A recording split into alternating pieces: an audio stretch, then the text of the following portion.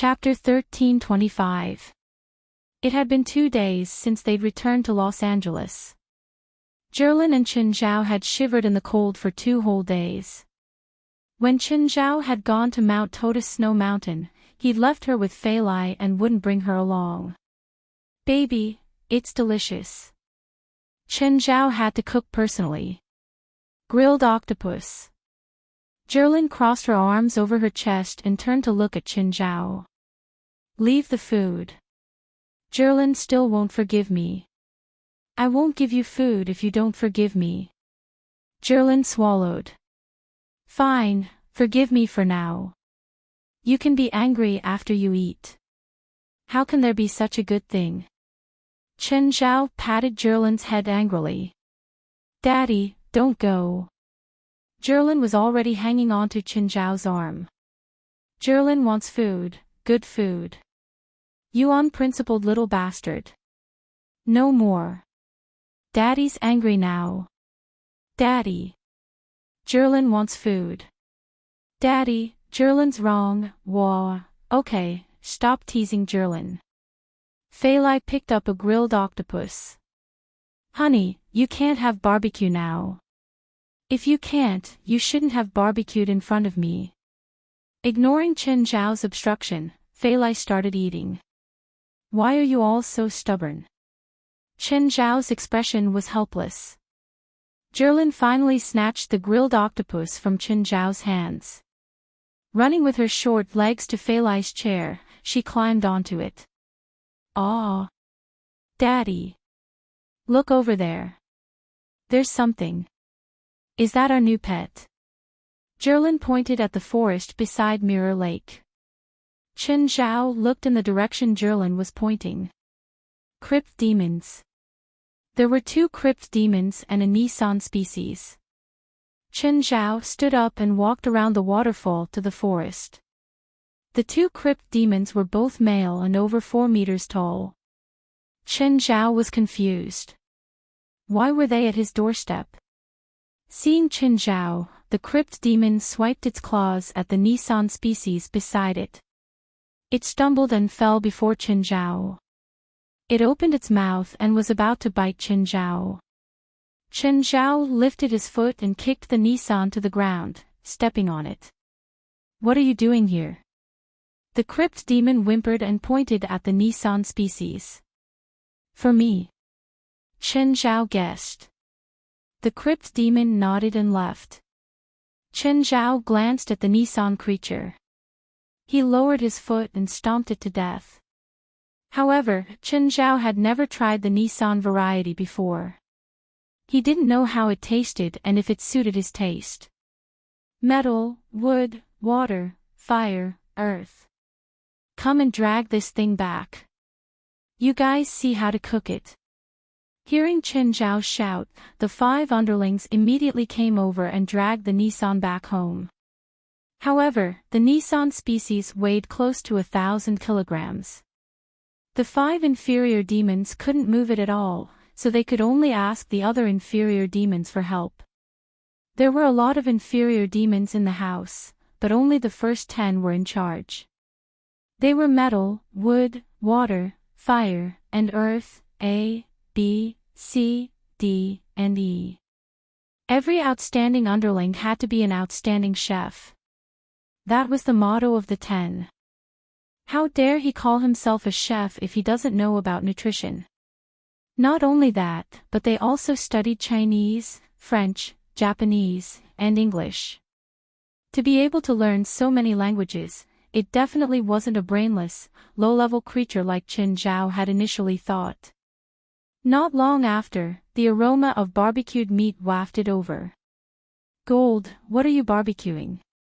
"Mistress, it's a creature that Master brought back. We don't know what it is either." "Don't you know that I can't eat barbecued meat?" Fei Lai asked, displeased. "Mistress, this meat is soft and juicy. It's also rich in protein, so it's perfect for barbecuing. Don't worry about not being able to eat it. If you roast it with lemon juice, not only will it taste better, it'll also help your digestion. It's good for both you and the unborn master." A while later, an underling came over with a plate. There were 2 pieces of barbecued meat on the plate. Gerlin wants it too, Gerlin wants it too. Gerlin kept swallowing. Gold, give it to Gerlin. Yes, master, please wait. The underling returned and also brought a plate for Gerlin. Delicious, delicious. Gerlin's face was covered in barbecue sauce. Beep, beep, just then, there was the sound of a car horn outside. Hearing this, the underlings all ran back to the basement. Chen Zhao also stood up to open the door. When he opened it, he saw Winnip and 4. Winnip, 4, why are you here? Chen Zhao's expression was strange. If they came, then so be it. They didn't say anything. Smells so good. What are you eating? 4 walked past Chen Zhao and ran to the front yard. And 4. Seeing 4, Gerlin grinned. Eat, eat, delicious. 4, why are you here? When Fei Lai saw 4, she was still lying lazily on the recliner. But when she saw Winnip come in, she immediately sat up from the recliner. Mom, why are you here? Can't I come to visit you? Grandma, you don't come to see Gerlin. Gerlin looked at Winnip, pretending to be wronged. Baby, how can I not come to see you, my little baby? Winnip hurriedly went up and picked up Gerlin. Grandma, eat, it's delicious. Good, oh, good. Winnip's eyes brightened. Chen, what meat is this? Where does it come from? Do you have a stable supply? Don't tell me it's a rare supply. I'm sorry to tell you, Chen Zhao said helplessly. It's indeed a rare supply. Chen, give me your supplier's contact information. Winnip looked at Chen Zhao in disbelief. Mom, Fei Lai immediately said. They have their rules. Don't make it hard for Chen. Okay, Chen, Winnip said. Other than visiting Fei Lai, I'm also here to talk about your brewery. Have you produced any experimental products? Not yet. What do you think about the taste? Winnip was actually here to ask about Chen Zhao's beer. Winnip knew that Chen Zhao was a master brewer. Whether it was the Daydream, the Purple Brew, or the Nameless Wine, they were all the best in the market. Moreover, they weren't brands created by the market. They were truly famous for their taste and quality. It'll definitely taste better than the ones on the market, Chen Zhao said confidently. How's your brewery's production? At most 150,000 tons in the first year, Chen Zhao said. That's not enough. Increase production. Winnip panicked. 150,000 tons wasn't even enough for Mara Supermarket's beer sales for half a year. She was also very confident in Chen Zhao's beer, so she wasn't worried about the sales. Chapter 1326. Supermarkets were the main sales channel for beer, and Mara Supermarket was famous for its alcohol. Alcohol had always been Mara Supermarket's biggest selling product. This was because Mara Supermarket was publicly recognized as the best channel for alcohol. Customers were more willing to buy alcohol from Mara Supermarket.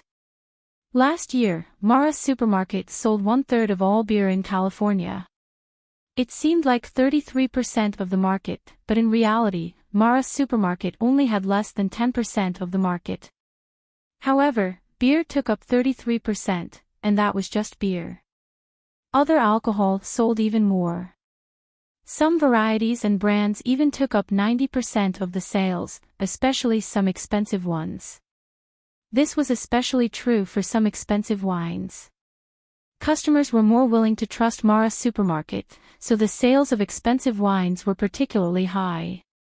Some foreign tourists who came to California would go to Mara Supermarket to buy a few bottles of expensive alcohol to bring back.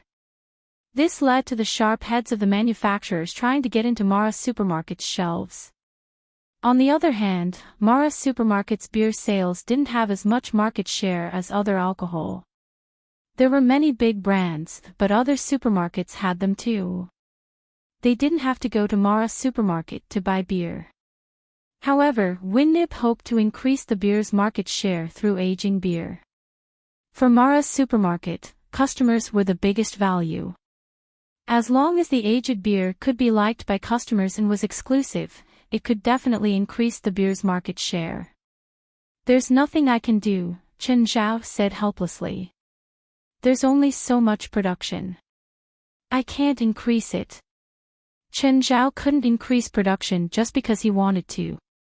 In order to increase the productivity of beer, more fermentation ponds and more production and assembly lines were needed. He needed to invest more money. Chen Zhao was rich, but it didn't mean that he would invest in an unfamiliar and unproven industry. Even if he had a bright future, he would still invest a small amount in the beginning. If he could open up the market this year, he would consider investing more money to increase production. "Chen, if you don't have money to expand production, I can lend you some." Winnip really didn't want to miss this opportunity. To her, as long as the quality of the aged beer was good enough, it would definitely be a great tool to expand Mara's supermarket. Currently, Mara's supermarket only had stores in California and a few large cities like New York and Washington. It couldn't cover other small and medium-sized cities at all. But if she had aged beer, it would definitely be a great tool to expand. Then she would take out a lot of loans, and the Marla supermarket chain would cover the entire United States. Not to mention the annual output of 150,000 tons, even if it was increased by 100 times, it would not be enough. 150,000 tons is not enough to supply the local Mara supermarket in California. Winnip, the beer hasn't been produced yet. It's too early to talk about this. Anyway, Chen Zhao had made up his mind. The first step was to be steady. Moreover, Chen Zhao would leave the production and management to Denver. Chen Zhao had the right to make suggestions, not to control Denver's operations. "Chen, you don't know how to do business at all. If you have the ability, you should seize the opportunity instead of slowly planning your strategy. In a year, your advantage will be gone. Once the other beer manufacturers analyze your beer recipe, they'll also change it. They can't change. The nameless wine has been on the market for a few months. Have you seen other manufacturers produce it?" Chen Zhao wasn't worried at all. "Are you sure?" "Yes. I want all your beer to be supplied to Mara supermarket," Winnip said. "I can only say most of them. My friend's hotel needs my services too. I also have a restaurant that needs my services too. Chen Zhao's Marina restaurant would definitely supply it." "I don't care about your own business," Winnip said. "Your friend's hotel doesn't need much beer. The rest is all mine. But this way, the value of my beer will be limited," Chen Zhao said. If he only supplied it to one supermarket, the brand value would not be maximized. Even if Chen Zhao was not too ambitious, he at least wanted to increase the value of his brand. Mara's supermarket was a big supermarket in California, but outside of California, its coverage was much lower. "How much more value do you want with 150,000 tons of beer?" Winnip rolled her eyes. "I already said that I'm willing to invest in expanding production, but you don't want to. How about this? I'll give you the number of the person in charge of beer production and sales. You can talk to him. If he agrees, I can expand, but I can only double the production. As for next year's plan, we'll talk about it next year." "Okay. I'll still say the same thing. If you need money to invest, you can find me.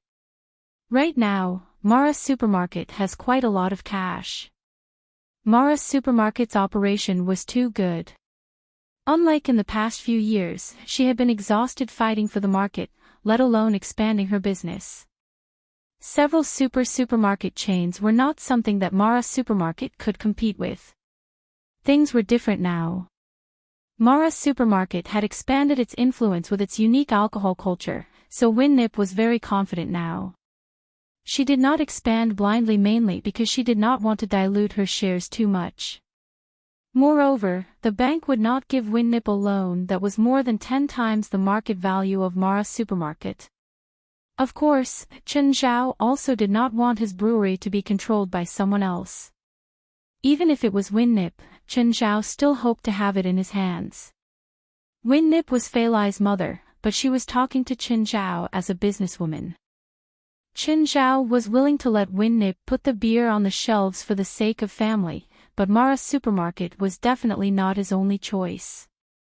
As for whether it would be listed in the future, it was still too far away for Chen Zhao. Chen Zhao did not even consider something so far away. "Grandma, have some meat." Jerlin brought another piece of meat over. Winnip ate Nissan's barbecued meat. "Chen, is there really no way to supply this meat on a large scale?"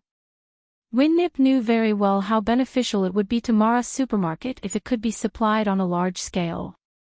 "Have you seen truffles sold in supermarkets?" Chen Zhao asked.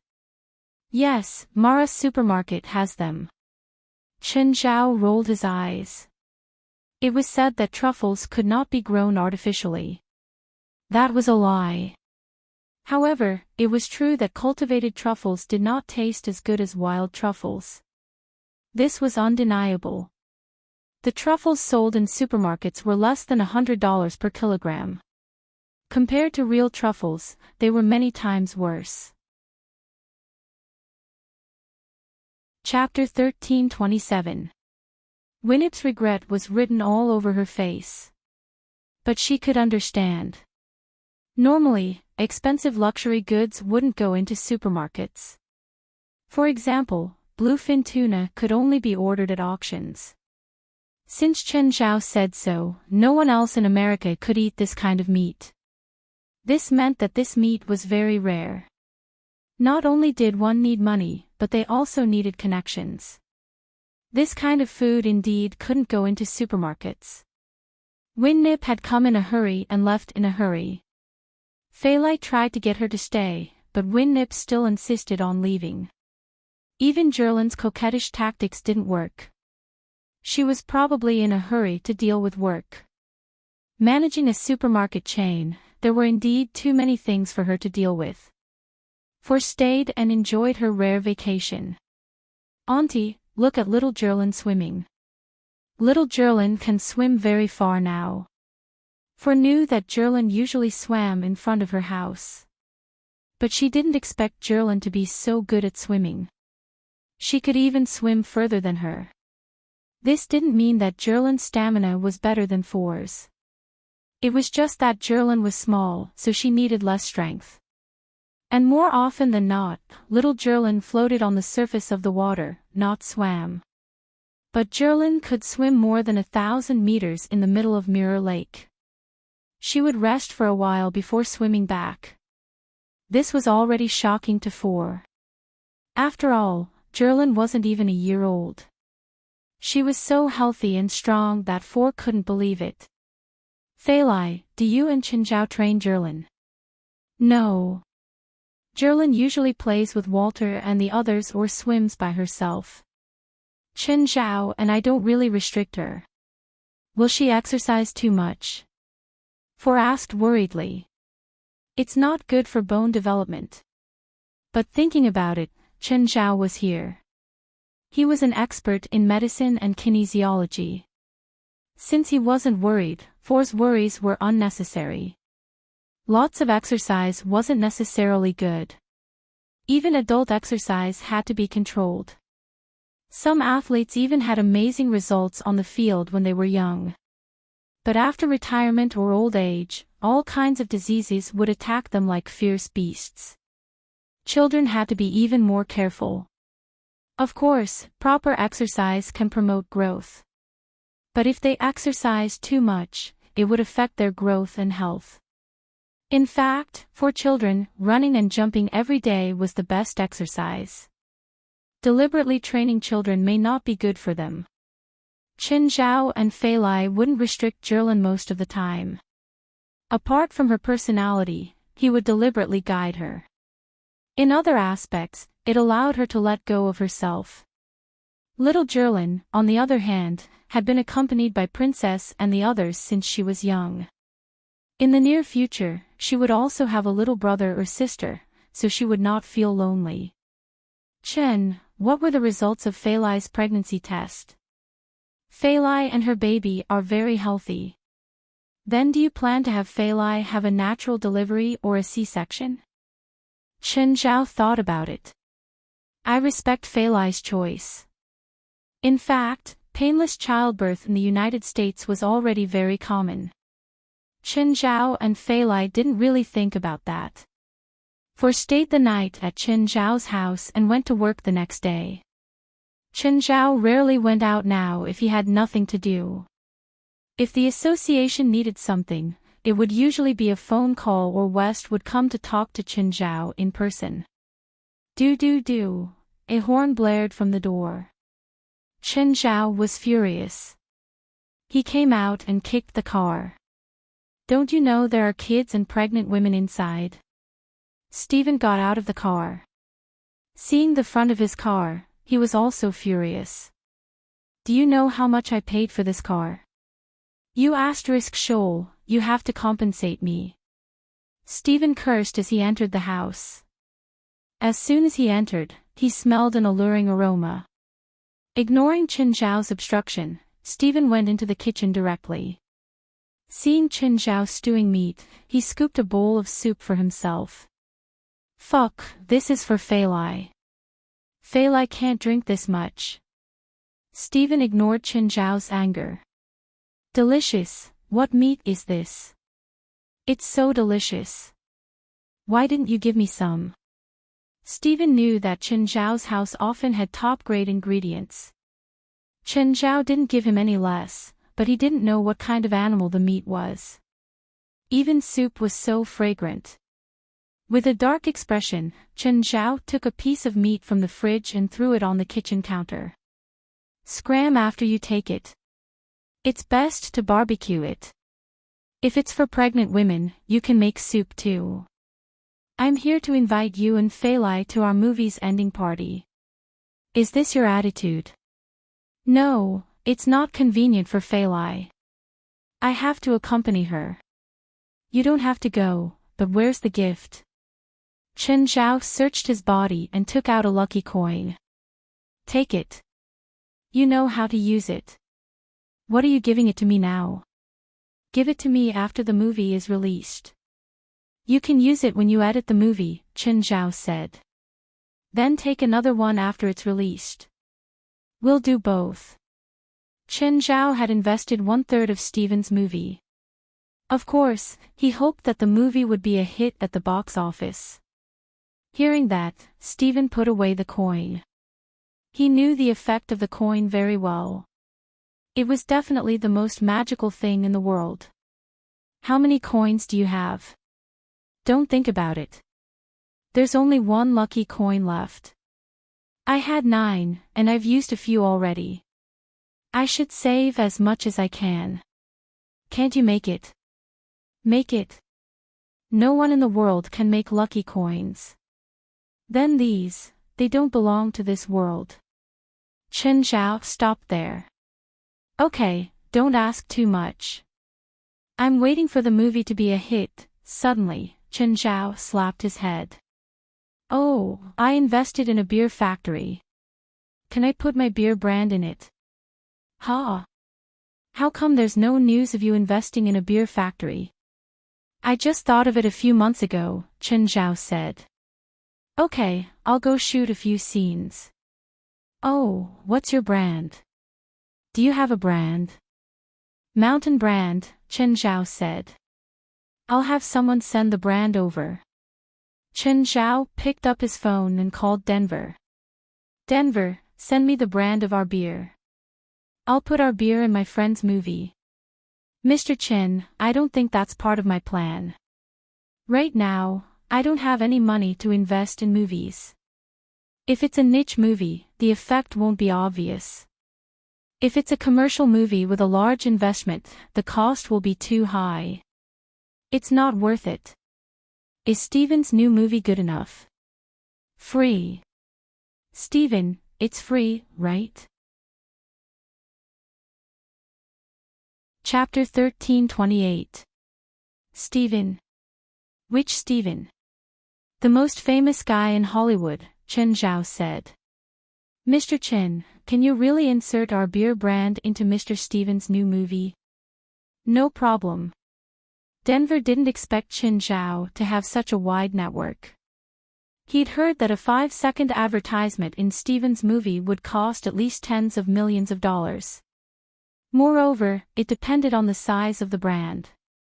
Not everyone could spend money to do it. Every manufacturer that could do it in Steven's new movie was a first-tier brand. Actually, according to normal business rules, even though Chen Zhao was the investor of the movie, he still had to pay if he wanted to do an advertisement.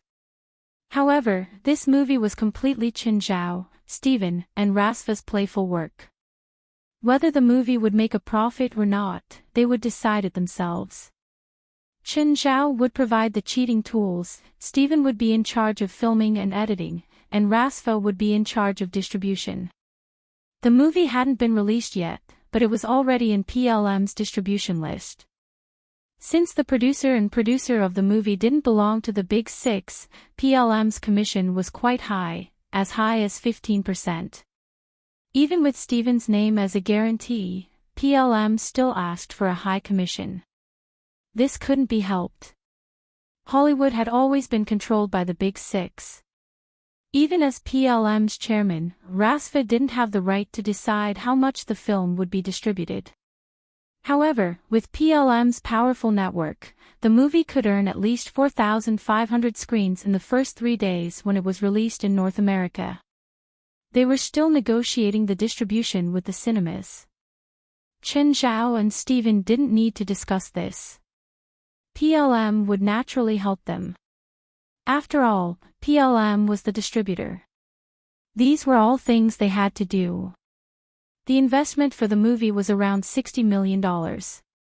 Including the publicity fees, the total investment would be around $100 million. If it was just the North American box office, it would have to be above $220 million to make a profit. Even though the box office was in the hundreds of millions, it was actually rare for an original movie to exceed $200 million in North America. It was even rarer than $100 million. Even Steven couldn't guarantee that the movie would make a lot of money. Even if Steven's previous Sea of Fury did shock Hollywood, no one could guarantee that Steven could create a second miracle. Of course, Hollywood movies didn't just rely on box office to make money.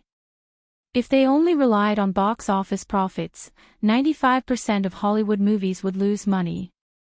If it was a superhero movie, most of them still had to rely on peripherals, such as figurines and props. However, Steven's new movie did not have any side effects. Therefore, other than the box office, the only way to make money was through the sale of various copyrights, related books, adaptation rights, and DVD sales. Denver didn't send the ticket to Chen Zhao. Instead, he came to Chen Zhao's house personally. When he saw Steven chasing after Jerlin, his eyeballs almost popped out of their sockets. "Hello, Mr. Steven." "Hello, you are." Steven looked at Jerlin, who had already run far away, and stopped in his tracks rather unwillingly.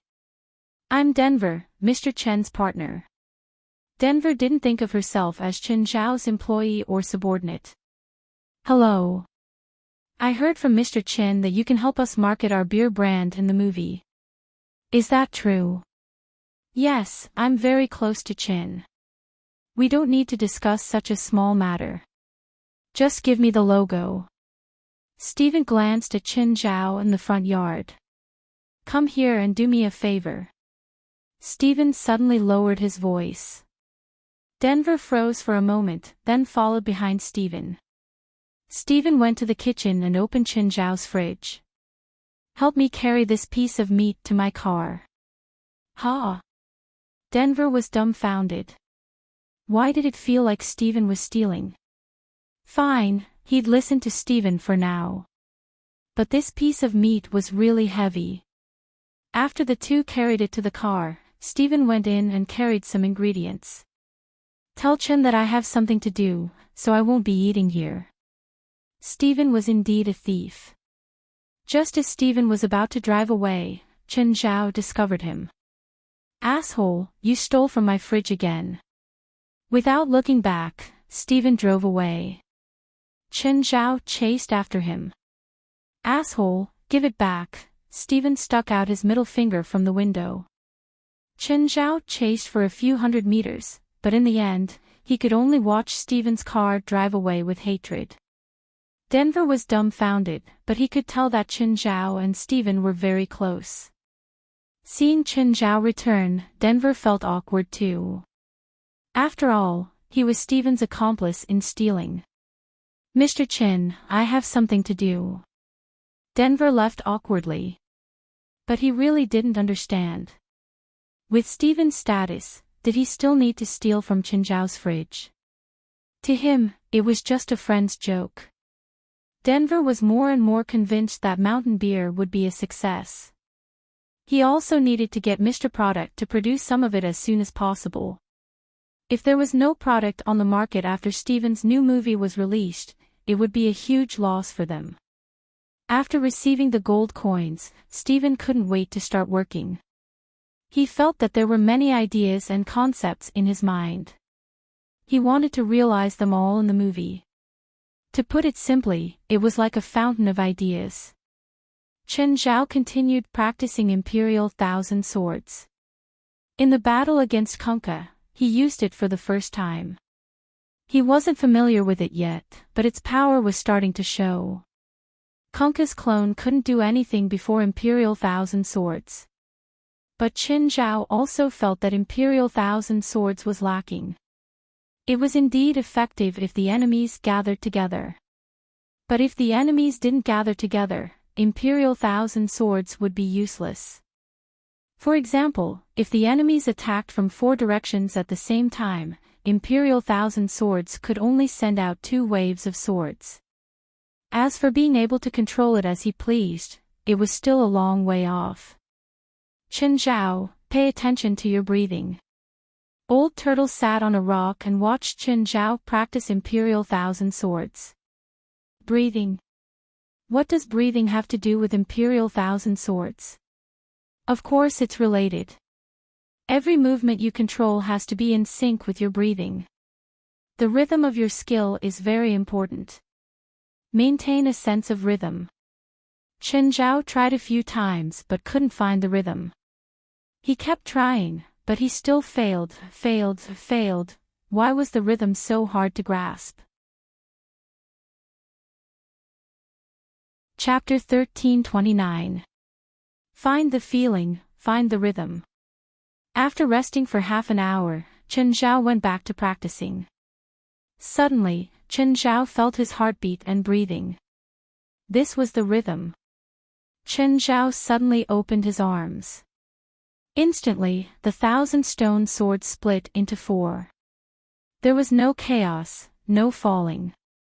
So this was the feeling. Chen Zhao finally felt what he'd ignored before after Old Turtle's reminder. Actually, it wasn't hard for Chen Zhao to feel his heartbeat and breathing rate seriously. Chen Zhao definitely couldn't do something that even a normal person could do. However, both heartbeat and breathing were very ordinary things. So ordinary that normal people were used to these things and wouldn't notice at all. In a normal battle, Chen Zhao wouldn't pay attention to these things either. When Chen Zhao was controlling the 4 sword tides, the feeling disappeared again. For some reason, Chen Zhao suddenly felt tired and sleepy.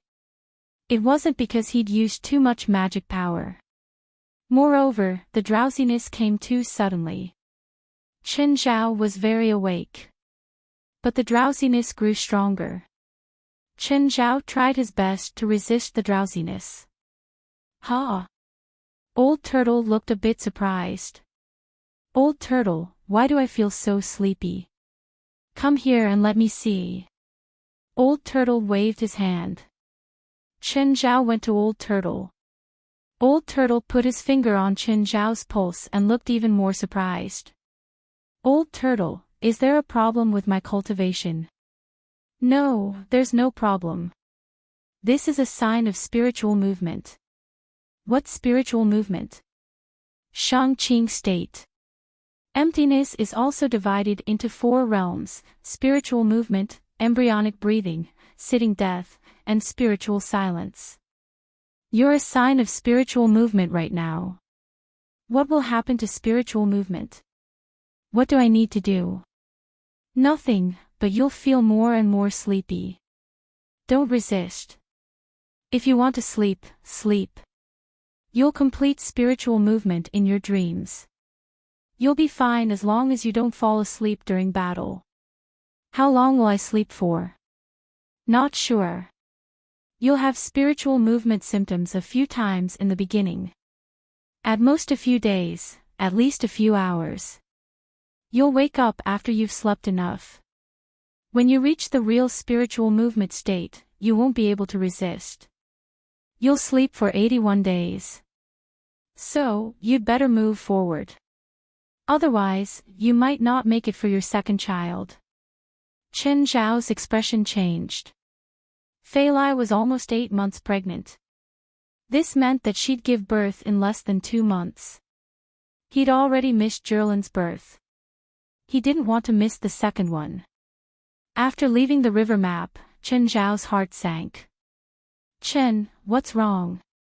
Fei Lai saw his worried expression. Fei Lai asked. Zhao, Fei Lai said. Chen. Fei Lai was immediately unhappy. Chen Zhao's face clearly showed that he had something on his mind. Okay, I might fall asleep for no reason in the near future, and the longest I've slept for might be 81 days. I'm worried. Chen Zhao couldn't let it go. You're worried that you won't see the birth of our child? Chen Zhao nodded. It's hard for me to explain. It's like hibernation. I'm not sure when it'll come. Fei Lai could understand Chen Zhao's feelings. No one would be happy. But even if Fei Lai wanted to help, she couldn't. She didn't know magic and childbirth wasn't something she could control. I think. I'm so tired. I'll sleep first. As he spoke, Chen Zhao's eyelids suddenly sank. He felt endless pajamas swarming over him. Chen Zhao remembered Old Turtle's words. Don't resist. Let nature take its course. Sleep. Chen Zhao opened his eyes abruptly. He looked around. He was sleeping on the sofa. How long had he slept? Please don't be spiritual movement. Chen Zhao climbed up and saw Fei Lai in the front yard. She was still pregnant. It seemed that he hadn't overslept. Whoosh, Chen Zhao walked into the yard. Darling. Chen, you're awake. Seeing Chen Zhao wake up, Fei Lai was overjoyed. Seriously, can you find a bed to sleep on next time? I told King Kong to move you to the bedroom, but he couldn't. Chen Zhao shrugged helplessly. Even he didn't know what state he was in when he slept. King Kong could barely move you to the sofa. Okay, sorry. How long did I sleep? Less than 2 days, Fei Lai said. Luckily, you told me earlier. Otherwise, I would have thought that something was wrong with you. Fei Lai said. Sorry to make you worry. You said you slept for 81 days. Do you just fall asleep like this? Yes. Chen Zhao nodded. Are you done sleeping now? Yes, I don't feel sleepy, but I'm not sure when I'll sleep again. What if you suddenly fall asleep when you're outside? Will it be dangerous? Darling, even if I fall asleep, I'll just be sent to the hospital. That's not necessarily true, Fei Lai said. Recently, there's a criminal gang that cuts kidneys in LA, Chen Zhao furrowed his brows. If you or Zhilin go out, you must have our pet with you. got it? Yes, I know. West, I have something to tell you. Oh, what is it? In the future, I might fall into a deep sleep. It won't be longer than 3 months, so after I fall asleep, I'll leave the association to you. Understood, guild leader. Guild leader, are you ill? No, it's because my power has reached a certain level. If you can reach my level in the future, you'll be the same.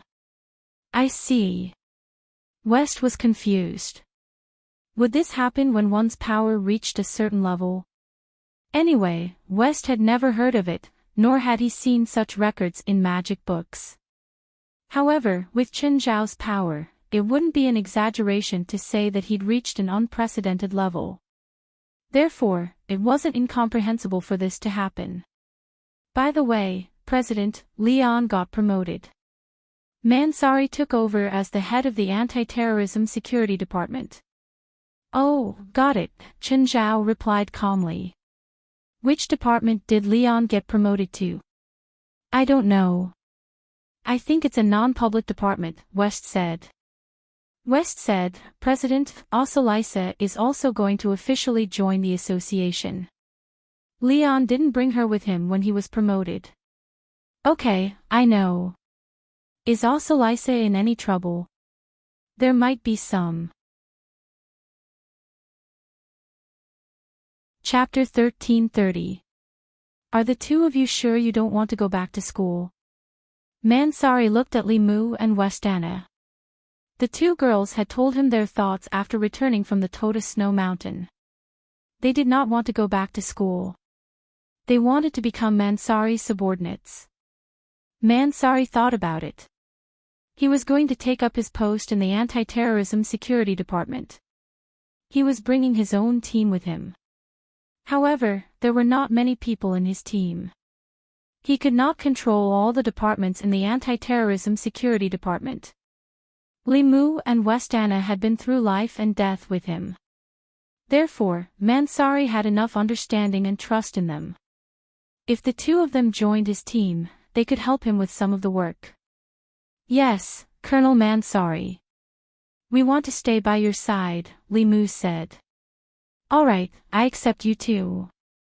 For now, I hope you two will be my assistants and follow me to the Anti-Terrorism Security Department, Mansari said. What are we going to do now? Mansari thought about it and said, I will introduce you to my people tomorrow. After that, we will go to the Anti-Terrorism Security Department's headquarters. Every new official would definitely have their own small team. Not to mention a department like the Anti-Terrorism Security Department. If they did not have their own team to take over, they would still keep their previous subordinates.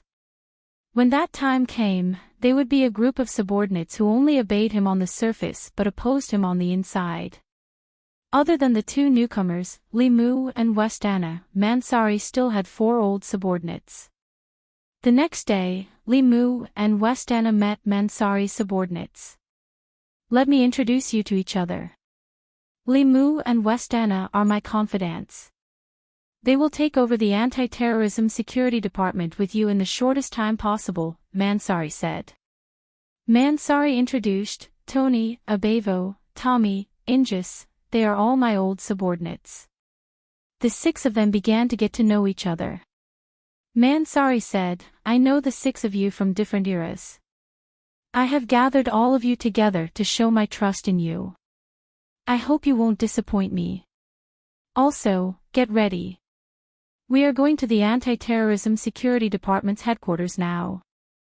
Familiarize yourself with the place and communicate with your people. The 6 of them were excited. To be honest, they did not know what kind of department the Anti-Terrorism Security Department was. However, when they arrived at the headquarters of the Anti-Terrorism Security Department, they found that it was an office building with less than 10 floors. Moreover, the location was not a mysterious place.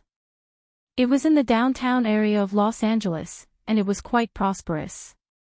Colonel, are we going to work here from now on? This place looks more like a financial institution or a medium-sized company. Alright, enough nonsense. Let's go in. After passing the security check, Mansari brought his people into the headquarters. After that, they went straight to the top floor. The entire top floor was filled with busy offices. This place was completely different from the military's command room. At this time, Osalisa walked out and welcomed Mansari and the others. "Hello, I'm Osalisa, Mr. Leon's assistant," Osalisa said. "Hello, Miss Osalisa. Do you plan to stay?" Mansari asked with a smile. "No, I've already handed in my resignation. I'll leave after the handover." Osalisa gave Mansari a meaningful look. She didn't expect Mansari to be so direct. Even if she didn't plan to stay, she still felt uncomfortable when Mansari asked her this directly. It was as if she was expelled from this place. Mansari was very satisfied with Osalisa's answer. "Is that so? What a pity. I really need a capable subordinate like you." Osalisa didn't feel the slightest sincerity from Mansari's words. Osalisa brought Mansari and the others to the minister's office. "Mr. Mansari, this is your office." Mansari went to the computer on the desk and began typing a password. Soon, a large amount of data and information appeared on the computer. "Mr. Mansari, if there's nothing else, I'll be leaving first." "Wait," Mansari suddenly called out to Osalisa. "Is there anything else?" "Wait." Mansari's attention was on the computer. After a few minutes, Mansari finally raised his head. "I found that you seem to have touched a few documents that you shouldn't have." Mansari's gaze suddenly became unfriendly. "You've overstepped your duty. This is a task given to me by Mr. Leon. I didn't take the initiative to touch it." "I'm just a liaison," Osalisa said indifferently. "I'm afraid your answer doesn't satisfy me. The secrets you've touched give me the right to execute you." Osalisa returned to her desk with a sweet smile and rested her arms on the table. "Mr. Mansari, do you think that after losing Mr. Leon's protection, you can make an example out of me? I only know that you broke the rules." Mansari said coldly. At the same time, he took out his gun and pointed it at Osalisa's head. "Do you have anything else to say? Mr. Mansari, do you really think that you can do whatever you want?" The Mansari loaded the pistol. "Are you testing my courage?" Osalisa raised her right hand. There was a ring on it. "Do you know what this ring represents?" Mansari frowned. He had a vague impression of it, but he couldn't remember where. "The supernatural organization." Limu suddenly shouted. Osalisa looked at Limu and praised him. "Smart girl." Mansari's expression changed again. The supernatural organization. To him, it was a nightmare that couldn't be erased. "You're an informant planted by the supernatural organization around Leon. You can say that." Osalisa didn't need to hide anymore. West had already given her an answer. She was allowed to return to the supernatural organization. She wasn't abandoned. The supernatural organization treated her as a part of it. Osalisa was glad that she didn't make the wrong choice. "By the way, I also know about the tower-bearing Snow Mountain incident. Not only do I know everything. If you don't want to be fired the next day, you better behave." "Ha!" Osalisa looked at Mansari's expression as if his parents had died and laughed. What an interesting expression. Chapter 1331. Both Leon and the supernatural organization had hidden the truth about the Big Tower Snow Mountain incident. By hiding Mansari's negligence, the situation wouldn't have worsened. As long as Mansari didn't expel West, the supernatural organization would take over. But Mansari's pride and arrogance caused the situation to worsen. In the end, he even released Konka. In the key report, it only stated that there was a misunderstanding with the Belvos. Now, the misunderstanding had been resolved. The Belvos had also returned to their original habitat. But Mansari's role in this incident wasn't there. And the supernatural organization had this information in their hands. If it was just a difference in power, Mansari might have the determination to die together. But now, it wasn't just a difference in power. More importantly, the supernatural organization had something on him. It was fine if both sides were at peace. But if they had a dispute or even a conflict, then Mansari's but wouldn't be so comfortable. Especially since Kunkka had escaped and was still hiding in the snow mountain. Mansari had always suspected that Kunkka's escape was done on purpose by the supernatural organization. Now, whether it was intentional or not, it would become a sword of Damocles hanging over Mansari's head. To put it bluntly, the relationship between Mansari and the supernatural organization had been reversed. Mansari was angry, but he didn't dare to face the supernatural organization directly. At first, he had planned to use Ossolice to establish his dominance. But he didn't expect Ossolice to be from the supernatural organization. Seeing Ossolice leave, Tony asked in a low voice, "Boss, are we just going to let that arrogant woman leave?" "Forget it," Mansari said. "There's no point in fighting them now." Mansari didn't want to explain further. After all, the fewer people who knew, the better. Even though they were his confidants, he didn't want to share his weakness. Them? Who are they? Is it that so-called supernatural organization? I'll go kill them now. I said, this ends here. Don't talk about it anymore, Mansari said with a frown. Other than Limu and Westana, the other four didn't understand what was going on. Mansari waved his hand. You guys go to your assigned people and take control of the headquarters as soon as possible. Knock knock. At this time, a man wearing glasses came to the door with a report in his hand. He looked like a clerk. Hello, Mr. Minister. I'm Chris Moore from the Incident and Coordination Department. Hello, Mr. Chris. How can I help you? I'm here to give you a copy of the current emergency reports. One of them is Grade A, Midnight Kidney Cutter. Because this matter has caused social panic, it needs to be dealt with urgently.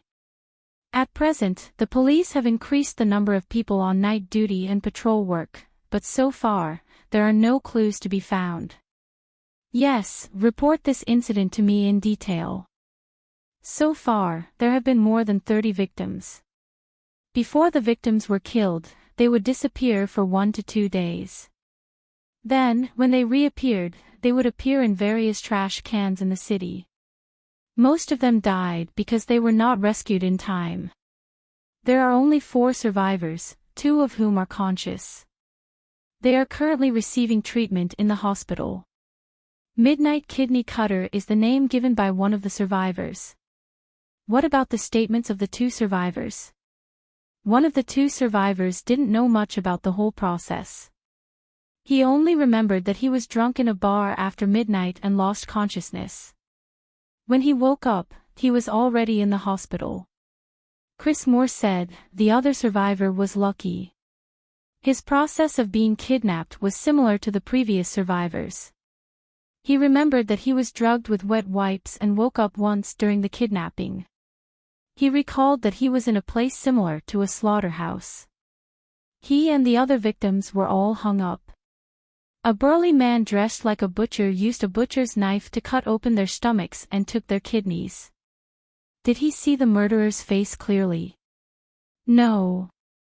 The environment was very dark at that time. He couldn't even tell the time. Did you find the murderer's hair, blood, or fingerprints? No. We can investigate the slaughterhouses in Los Angeles and the surrounding areas. According to what you said, when the murderer committed the crime, there would be more than one kidnapper. There would be many kidnappers, so it's not difficult to investigate, Inja said. In fact, the police have already investigated and did not find any slaughterhouses suspicious. In addition, according to the victim's statements and descriptions, the first crime scene doesn't look like a common mechanized slaughterhouse. It looks more like an old slaughterhouse. Many of the facilities are very old. The slaughter plan that the United States implemented now was to first rush the cattle, sheep, and pigs into an electric shock room, then electrocute them with high-voltage electricity before slaughtering them. The whole process was very clean and efficient. At least, the animals did not feel any pain when they were killed. This was also the merit of the Animal Protection Association. Any private slaughterhouse was illegal. Butchers nowadays didn't cut open animals' stomachs. Instead, they controlled machines and skinned animals like an assembly line. In other words, the first crime scene is probably not a slaughterhouse. It's just that the murderer made it look like a slaughterhouse. Could it be a criminal organization that sells organs? Logically speaking, the murderer could directly kill all the victims, but they didn't do so. This is different from the style of human organ traffickers. These human organ traffickers won't just cut off the victim's kidneys. They'll be greedier. From the eyeballs to the heart to the kidneys, they might even be their targets. So, for the time being, we can rule out human organ traffickers. If it's not for profit, then does it mean that the murderer finds pleasure in it? Or is he just a psychopath? Mansari thought for a moment. Which hospital are the two survivors in? St. Fu Lyman Hospital. They're currently under police protection. Go through the procedures. I want to see them in person, Mansari said. After all, this was not a small case. Since it had already caused social panic, the Anti-Terrorism Security Department was responsible for it. Chapter 1332. English, come with me to the hospital. English used to be a member of the military's Criminal Investigation Division. Usually, it was more difficult to solve a case in the military's Criminal Investigation Division than a regular criminal investigation. That was because their targets were soldiers. And the military knew much more than ordinary people. Most of the time, they would destroy a lot of evidence. The investigators couldn't collect any evidence. As the top investigator of the military's Criminal Investigation Division, English had solved many military crimes. That was why it was natural for Mansari to ask English to help. The two went to the hospital and met the survivor. Hello, Mr. Corman, Mansari said. We're the police. We have a few questions for you. The survivor, Corman, turned around and looked at Mansari in English with lifeless eyes. You've asked me many times. This time, I've asked someone else. I've told you everything I know. Kerman's tone was impatient, and he seemed to be out of breath. It was understandable. After all, his kidney had been cut. Mr. Corman, we want to help you. Help me. Help me find my kidney. Or help me get a transplant. English said, Mr. Corman, it's not impossible to find your kidney, but you have to be willing to help us. You're our only clue. If you give up, I'm afraid there's no hope of catching the murderer and finding your kidney. Corman struggled to stand up. Both of his kidneys had been cut off. He had to rely on machines for excretion. If he couldn't find a transplant soon, he would probably die. If you have anything you want to ask, ask away. Can you explain the circumstances of the crime scene again?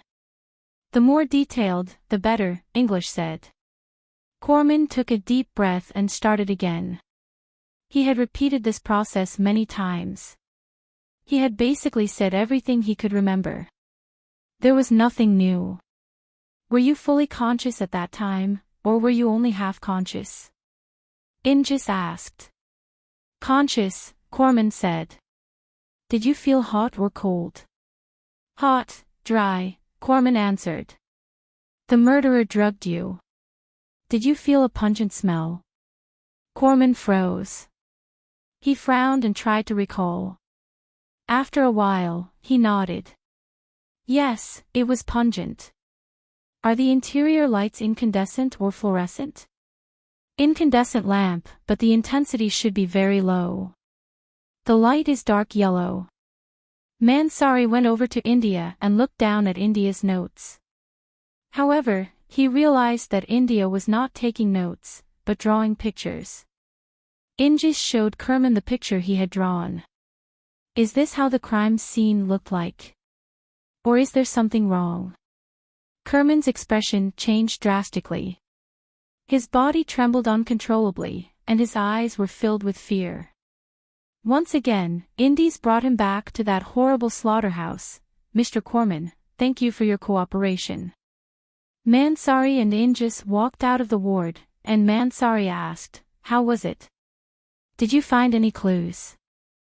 When the murderer kidnapped the victim, he used doflurin, which can quickly knock people out and has a strong pungent smell, English said. According to the victim's description, he felt hot and dry. The temperature in Los Angeles during the day is about 19 degrees Celsius and 11 degrees Celsius at night. During the day, there will be a certain degree of warmth, but he won't feel hot and dry. Heat usually occurs when the humidity is high. There has been no rainy weather in Los Angeles and the surrounding areas for the past 5 days, so people will feel hot and dry. There is only one possibility. The first crime scene was not on the ground, but in a cave, and it was at least 10 meters underground. Only this kind of environment would make people feel hot and dry. The murderer deliberately arranged the cave to look like a building, but because it was randomly arranged, it looked quite simple and crude.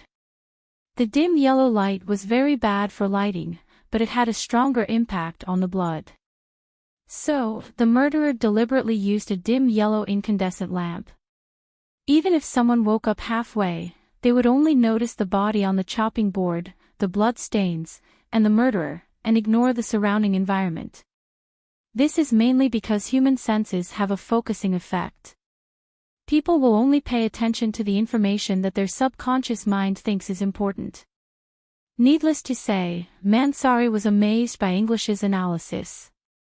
Mansari listened to Corman's answer, but he could not think of any clues. But English had actually analyzed so many clues. Mansari had worked with English in the past, so he knew how good English's deductive abilities were. The elevator door was about to close when a hand suddenly blocked it. Wait! Chen Zhao walked into the elevator. But when he looked up, he realized that Mansari was actually standing in the elevator. Mansari's expression also froze. His expression suddenly became unnatural. Chen Zhao was expressionless. He yawned and waited for the elevator to reach the first floor. He was here to treat a patient. But during the treatment, he did not seem to be in a good mood. The sleepiness came again, and he barely finished the treatment. Confused, English looked at Mansari. You know that person? English looked at the yawning person in front of him. It was obvious that they knew each other. India sensed it from the first moment they looked at each other. But they were definitely not friends. Mansari had been very nervous just now. It was like a mouse seeing a cat. In fact, Mansari did not even dare to breathe for 30 seconds in the elevator. He was really afraid of that man. Just then, the man's body suddenly tilted and he fell to the ground. Soon, a female nurse ran over to help him up. She seemed to be asking what was wrong with him. The man shook his head and wobbled away. Why would Mansari be afraid of such a weak person? Looking at Chen Zhao's back, Mansari was also slightly confused. Mansari ignored Indies' question. Just as Chen Zhao was about to drive back, he received West's call. President Osolise has officially returned. We're going to hold a welcoming party for her tomorrow night. Oh, okay. I'll remember. I'll go. Chen Zhao hung up and suddenly felt even more sleepy. No, he could not drive anymore. Chen Zhao forced himself to stay awake. He parked the car by the roadside and picked up the phone. Hey. Fei Lai. I feel sleepy again. Chen Zhao did not even finish the call. He yawned and lay down on the passenger seat. Chapter 1333. When the hooded man pressed the handkerchief on Chen Zhao's face, Chen Zhao didn't resist at all. Then, the hooded man took out a jar. There was a colorful lizard in the jar. The lizard was only an inch long, but when it opened its mouth and rolled its tongue at Chen Zhao, his body actually started shrinking. Then he was sucked into the lizard's mouth. The hooded man put the lizard in the jar and left. He still had to find a second target. Hello, Mr. West, it's Fei Lai. Is Chen at the headquarters? No, Miss Fei Lai. Didn't the president come home? No. He said he was sleepy on the way. I think he's asleep now. He didn't pick up my call. West thought about it. Chen Zhao had told him before that he would suddenly feel sleepy. He would suddenly feel sleepy, and he might really have fallen asleep on the road. Miss Fei Lai, I'll send someone to find the president. Okay, thank you, Mr. West. Finding Chen Zhao's car wasn't difficult at all. In less than 3 hours, West found it through the traffic control files. Chen Zhao's car had been parked illegally on the side of the road for more than 4 hours. The traffic police had given him a ticket. But Chen Zhao was nowhere to be seen. West checked all the hospital records but didn't find anything about Chen Zhao. Did something happen to the guild leader? Wester wondered inwardly. Thinking of this, West found it funny. Accident. Even if he was asleep, Chen Zhao was still a monster. Perhaps he was hiding somewhere to sleep. India, do you have any clues? Right now, LA's public surveillance coverage is 55%, but there are no surveillance cameras at all the locations where the victims were kidnapped. This can only mean one thing. The culprit knows the location of the public surveillance cameras very well. Either the culprit is from the police or an electronic company. India suddenly paused. LA's public surveillance facilities are all contracted to private companies. Boss, can you help me find the locations of all the victims? Mansari quickly found a map with each point marked out on it for Indith. Here. India studied the map for a long time.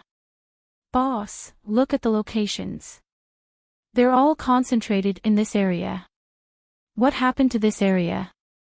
The surveillance equipment in Los Angeles started 12 years ago. A total of 3 companies won the contract. These 3 companies are responsible for this area, and this area respectively. Mansari immediately understood after hearing Ingis's words. This area is where the midnight kidney cutters commit their crimes. Which company is in charge of this area? Thomas Electron. Let's go to Thomas Electronics right now.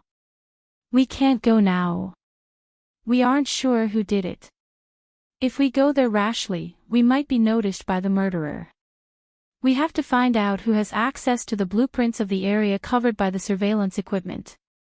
These blueprints are either the company's shareholders or the company's engineers.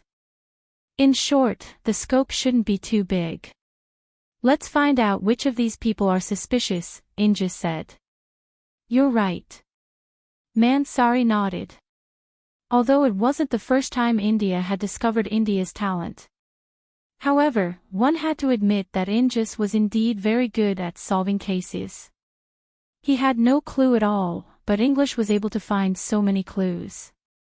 India and Mansari returned to the headquarters and sent people to investigate the higher-ups of Thomas Electron Company.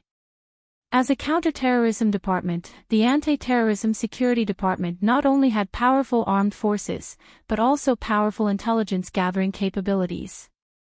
After a tiring night, Mansari carried a large stack of documents and placed them on India's table. Ingis, through our intelligence gathering, we found that many people in Thomas Electron Company have access to the blueprints.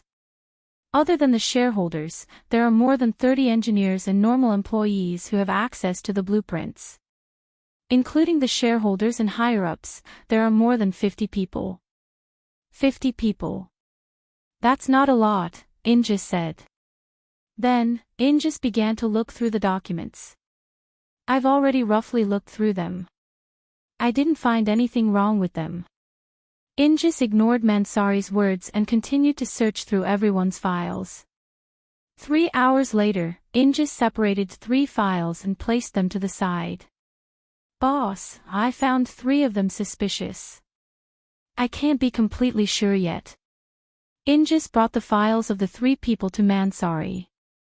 Mansari picked up the files. I've looked through the files of these 3 people. I don't think there's anything wrong with them.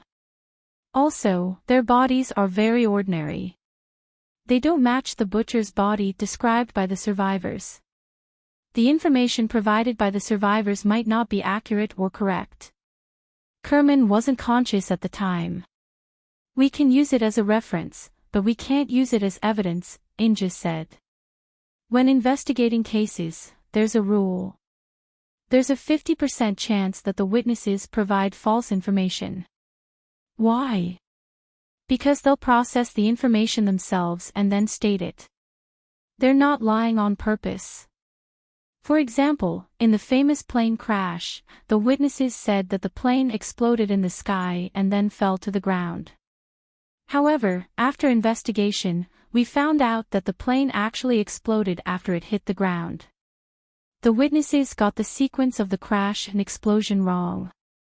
It's the same for Kerman. Most of the information he provided isn't very accurate. He said that he was conscious at the time, but in my opinion, he said that he was conscious. Then what should we do next?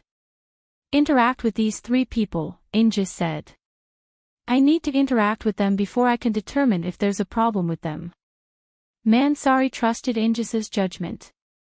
The 2 of them didn't rest and went straight to Thomas's company. They called the CEO of Thomas's company and asked him to call the 3 people that Inges suspected to his office. Inges, don't we need to separate them? Inges shook his head and said, separate interrogation is usually used to prevent suspects from colluding to confess. The 3 of them aren't accomplices. If one of them answers wrongly, it'll be easy for the other 2 to correct it. This will help us determine the suspects. This also means that if there's a real murderer among the 3, it'll be difficult for the murderer to lie. Mansari learned another trick. He was really amazed by Inges's criminal investigation ability. With Inges under his command, it would be very helpful for his management of the anti-terrorism security department. At this time, the 3 people that Inges suspected arrived in the office one after another.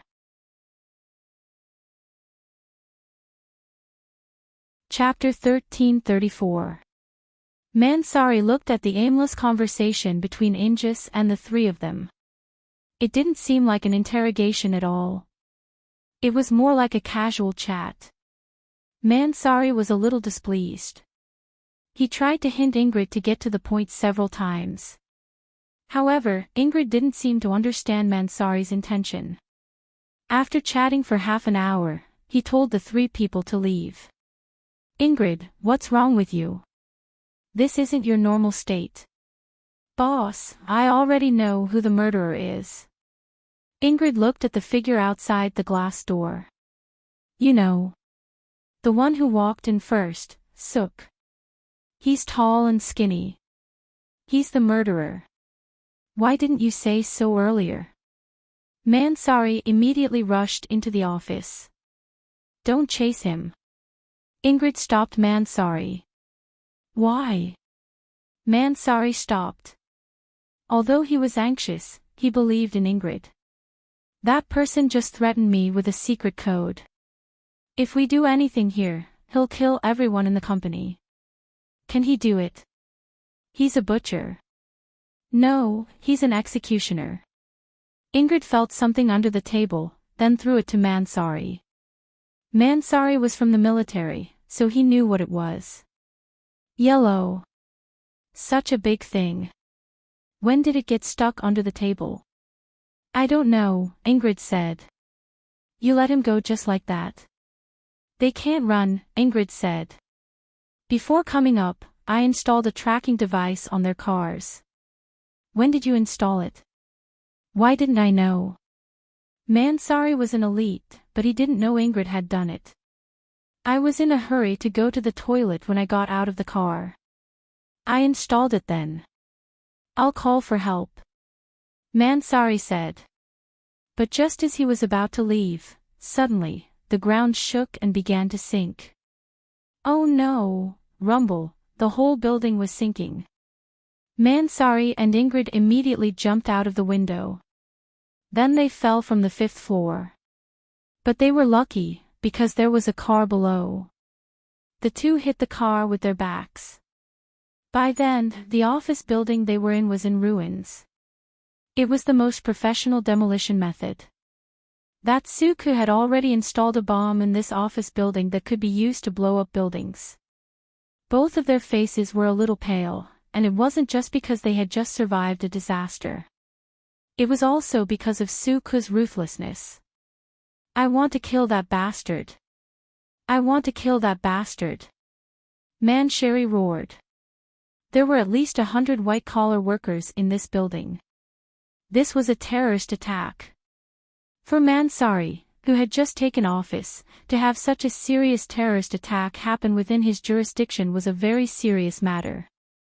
No, to any country at any time, it would be a very serious terrorist attack. Where does that bastard live? Boss, he's definitely not at home, but don't worry, I've installed a tracking device on his car, he can't escape. Mansari immediately made a call to his subordinates. Bring 2 teams to meet up with me. Bring all the weapons from the headquarters. Now. Immediately. Immediately. Mansali's expression was completely distorted. There was an indescribable rage burning in his chest. Somewhere in the desert of Los Angeles, inside a crude cave. Tens of containers were placed here, each containing a kidney soaked in formalin. This was Suku's workshop. This was where he performed surgery on those unlucky fellows. Suku took out a jar and let out the bright-colored lizard. However, the lizard seemed to have lost its vitality and its movements became sluggish. He wobbled on the table for a few steps before he stopped moving. How did it die? Suku frowned and used his finger to poke the lizard. How did it die? How did this happen? This lizard had just been bought not long ago. How could it die so quickly? The previous lizard had lived for 4 years. Damn it, did that guy lie to me?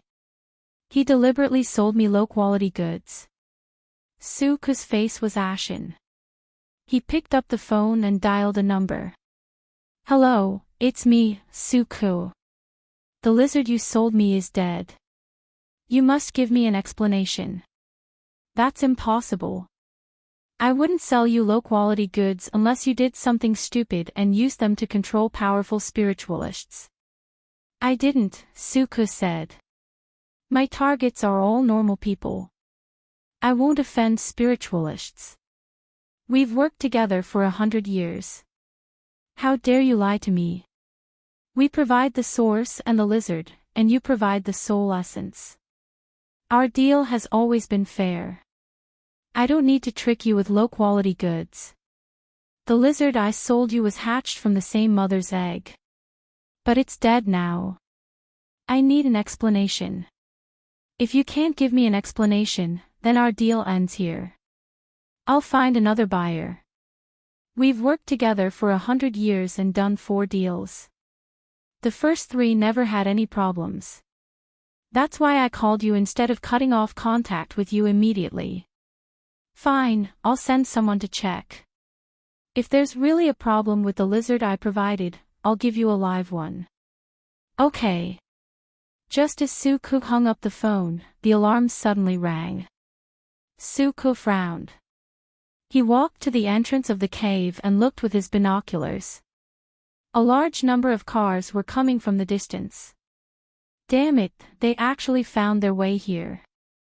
Suku muttered to himself, looks like it's time to move. However, Suku wasn't in a hurry to escape. Instead, he unhurriedly moved the bottles and jars to the back of his truck. Rumbling noises came from the distance. It seemed that the guys had already triggered the trap. It took Suku 20 minutes to put the bottles and jars back together. Then, he returned to the cave and began to move the prey that hadn't had their kidneys removed to the truck. However, when he moved the last one, he realized that the man was very heavy. Very, very heavy. Why couldn't he move it? Suku tried a few times, but it didn't budge. Suku was about to give up when he suddenly heard footsteps outside. Damn it, aren't they all dead?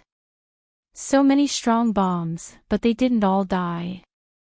Suku pulled a lever on the wall and activated the trap in the cave. Instantly, tragic screams came from outside. Suku had placed a large amount of concentrated sulfuric acid above the cave. The moment he pulled the lever, all the acid poured down. Chapter 1335. Scatter, scatter. Mansari felt as if a knife was twisting in his heart. However, his warning was too late. A few of them reacted quickly and dashed out of the range of the concentrated sulfuric acid. However, those who were too slow couldn't be saved. The air was filled with a pungent smell and a disgusting stench. He looked back at his subordinates who had been drenched in the concentrated sulfuric acid.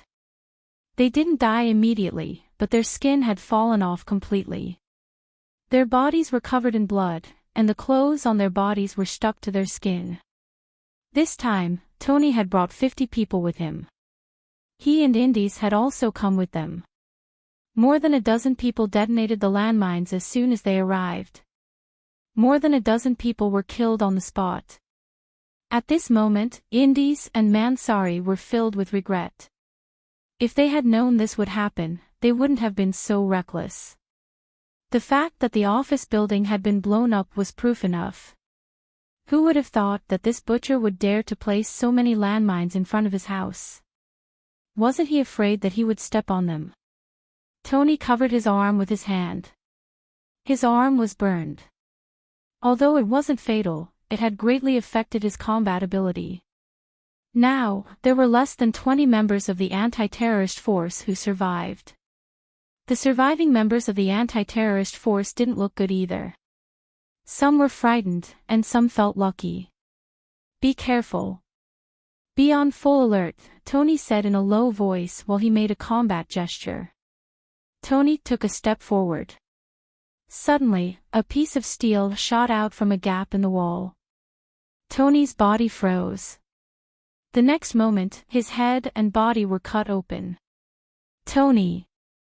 Mansari was shocked and furious. This unforeseen event was too sudden. It was so sudden that everyone was caught off guard. This cave was full of traps. However, they had no way out now. I don't want to stay here. I don't want to stay here. I want to leave. An elite member of the anti-terrorist force had completely collapsed. He fled in a panic. However, he lost his footing and fell into a puddle of concentrated sulfuric acid. Cough. Ah. Help. Help. When the anti-terrorist raised his head and struggled, he found that the skin on his face had disappeared, leaving behind only a bloody mess. But soon, he stopped screaming because he had choked on the concentrated sulfuric acid. Everyone shuddered with fear. It was horrible. This place was like a slaughterhouse, a killing hell. What kind of person would set up such a place? The number of mechanisms and traps here was enough to make one's hair stand on end. It was as if any movement could trigger a trap. Every few steps, a person would die. A steel wire suddenly stretched taut in the middle of the crowd, and 2 more people were directly cut open by the steel wire. But before they could calm down, a hand reached out from the darkness and pulled a person into the darkness. "Ah!" A scream came from the darkness. "The murderer is right in front of us. Shoot! Shoot!" Da-da-da. But at this moment, a large amount of gas suddenly surged out. "Not good, it's poisonous gas. Hold your breath, hold your breath." At this time, the gas had already spread out. She smelled the faint sweetness of the gas. "It's phenylzinc and fluorane." Audis suddenly felt weak. "Hold on. Hold on. Benzalkonium will evaporate very soon." Audis held onto the wall with difficulty, trying his best to keep his body from collapsing. But someone had already fallen to the ground. Benzalkonium fluoride was not an ordinary chemical element, but a special synthetic drug for the military. Audis knew how to synthesize benzalkonium fluoride, but it was almost impossible to synthesize under normal circumstances. Due to the lack of synthetic machines, it was impossible to synthesize it with primitive conditions. Benzalkonium fluoride was not fatal, but it would paralyze the nerves in a very short time. Its effect was similar to anesthetics, but it would only make the body weak without paralyzing the nerves. When benzalkonium fluoride came into contact with the air, it would evaporate in a very short time. Therefore, if they hadn't inhaled benzalkonium fluoride, they would have been able to hold on for 1 minute. It was not difficult for well-trained soldiers to hold their breath for 1 minute. To remind the others, Audis opened his mouth and inhaled benzalkonium fluoride. A few soldiers hadn't fallen, and it seemed that they had made it. But at this moment, a black hook flew out from the darkness and latched onto the shoulder of a counter-strike. The chain on the hook pulled, and the counter-strike was pulled into the darkness. Wearing a gas mask, Suku walked out with a pair of hooks in his hands, and there were bloodstains on the hooks. The soldiers who hadn't fallen immediately attacked him. However, Suku waved the 2 hooks, and the bullets couldn't penetrate the defense of the hooks. Edith and the other soldiers were stunned. This person's use of the hook was too godly. How could he block bullets like that? Was this a movie? The hooks in Suku's left hand suddenly split into 5, and they hooked onto the shoulders of 5 counter-strikes at the same time. Then, he pulled the 5 counter-strikes to his front. The hooks in his right hand cut through the air, and the necks of the 5 counter-strikes were cut open at the same time. Audis looked at Suku breathlessly. He was stabbing his thigh with the saber, hoping to get rid of the benzalkonium fluoride with the pain. Suku took off his gas mask and looked at Audis. "Mr. Audis, Mr. Mansari, we meet again." A smile appeared on Suku's face. "Don't worry, I won't kill you now. You are my prey, and I like strong kidneys." "What on earth are you?" "What am I?" "Of course, I'm a human, a real human." Suku waved the sickle lightly. Just then, footsteps came from outside the cave. Audis turned his head with difficulty and saw a woman, a beautiful woman with wavy brown hair. She was dressed like a cowboy, with only 1 button on her shirt. Her breasts almost popped out. Of course, Audis and Mansari didn't care how sexy the woman was. They only cared if she was a friend or a foe. "Suku, you killed so many people," the woman said. "It's a pity. They were all good prey. I had no choice. I tried my best to hold back." Suku wasn't surprised to see the woman. It's a pity that only 2 people were left in the end. Just then, a person walked out from the depths of the cave. Chen Zhao walked out while rubbing his head. When Mansari saw Chen Zhao come out, he was both surprised and happy. But soon, he was scared again. Was Chen Zhao the mastermind behind all this? If that was the case, it would be too scary. Chapter 1336. The cowgirl suddenly pulled out her guns. Bang, bang, but the two shots missed. Chen Zhao tilted his body and dodged the bullets. The cowgirl wanted to keep shooting, but Chen Zhao had already moved. The next moment, Chen Zhao grabbed the cowgirl's neck. However, something unexpected happened. The cowgirl didn't know how she did it. Chen Zhao felt his hand slip and the cowgirl slipped out of his hand. The cowgirl flew back more than 10 meters and stared at Chen Zhao. Mr. Chen, they're midnight kidney cutters. Seeing Chen Zhao and the cowgirl fighting, Mansari was relieved and immediately called out. Indies also recognized Chen Zhao as the man he'd met at the hospital yesterday. But from Mansari's tone, she seemed very happy to see him here. But he should have seen how terrifying Suk's combat ability was. The two hooks in his hands could even block bullets from 5 people's submachine guns. Even if this man was here, what could he change? Midnight kidney cutters. Chen Zhao glanced at the cowgirl and then at Su Ku. So, I'm the prey to be cut off. The cowgirl's body started being covered in scales. Her face became like a lizard's and her body grew taller. Manzali had seen the werewolves, as well as Kunkka and her followers. Now, she saw a woman turn into a lizard. She was somewhat surprised but also felt that it was natural. On the other hand, Indies' face was full of disbelief. It was his first time seeing such a scene, a supernatural event. Chen Zhao looked at the cowgirl. Your appearance reminds me of some bad memories. Satanism. I once met them in San Francisco last September.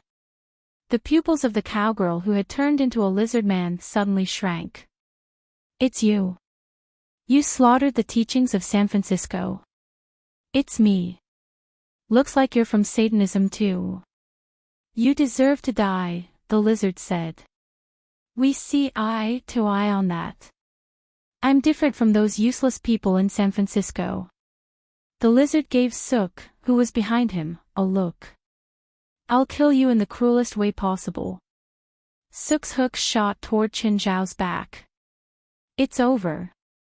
Indies couldn't bear to watch anymore. Suku's hooks accurately hooked onto Chen Zhao's shoulders. He could foresee that Chen Zhao would be dragged to Suk by Go Lian like the other Counter-Strike members, and then he would die tragically. The lizard man looked at Chen Zhao. See?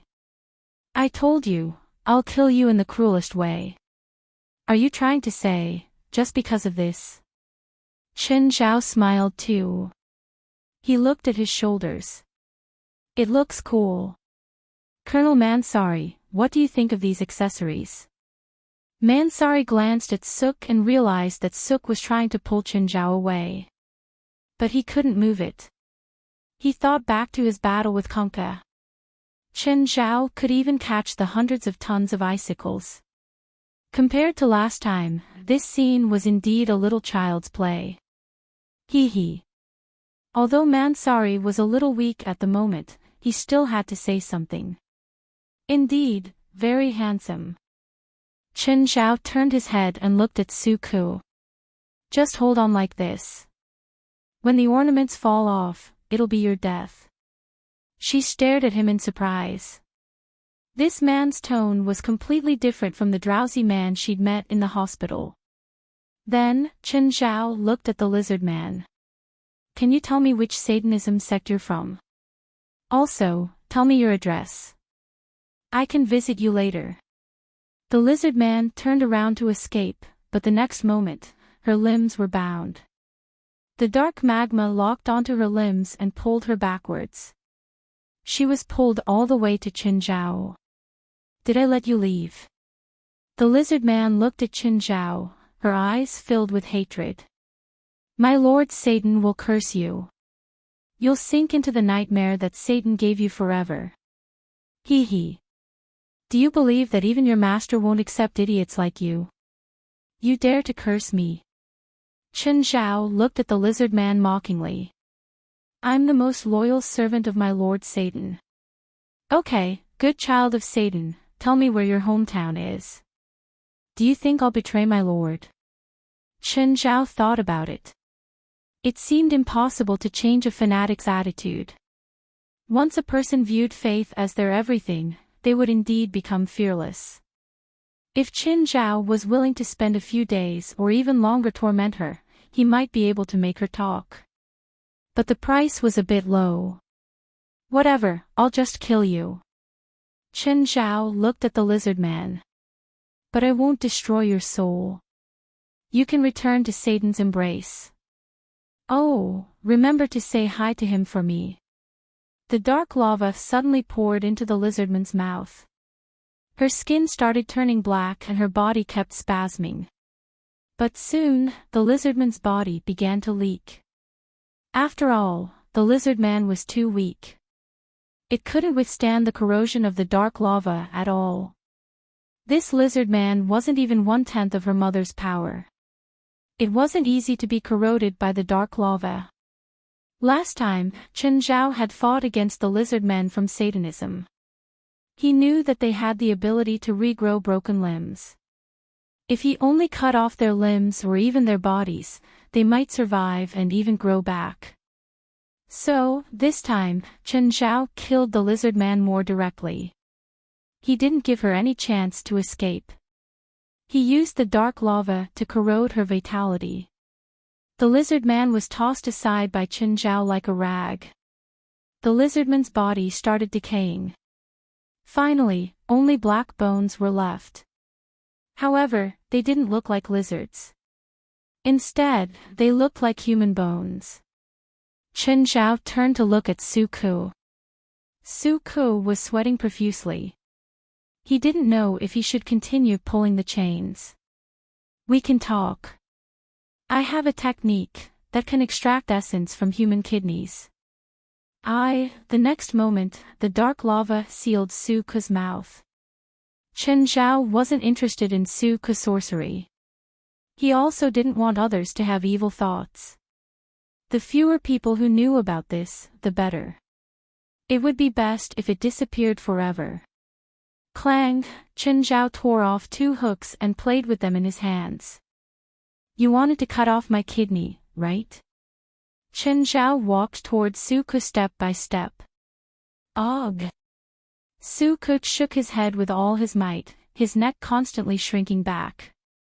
He could be cruel and cold-blooded to others, but he didn't have that kind of courage for himself. He wasn't truly fearless.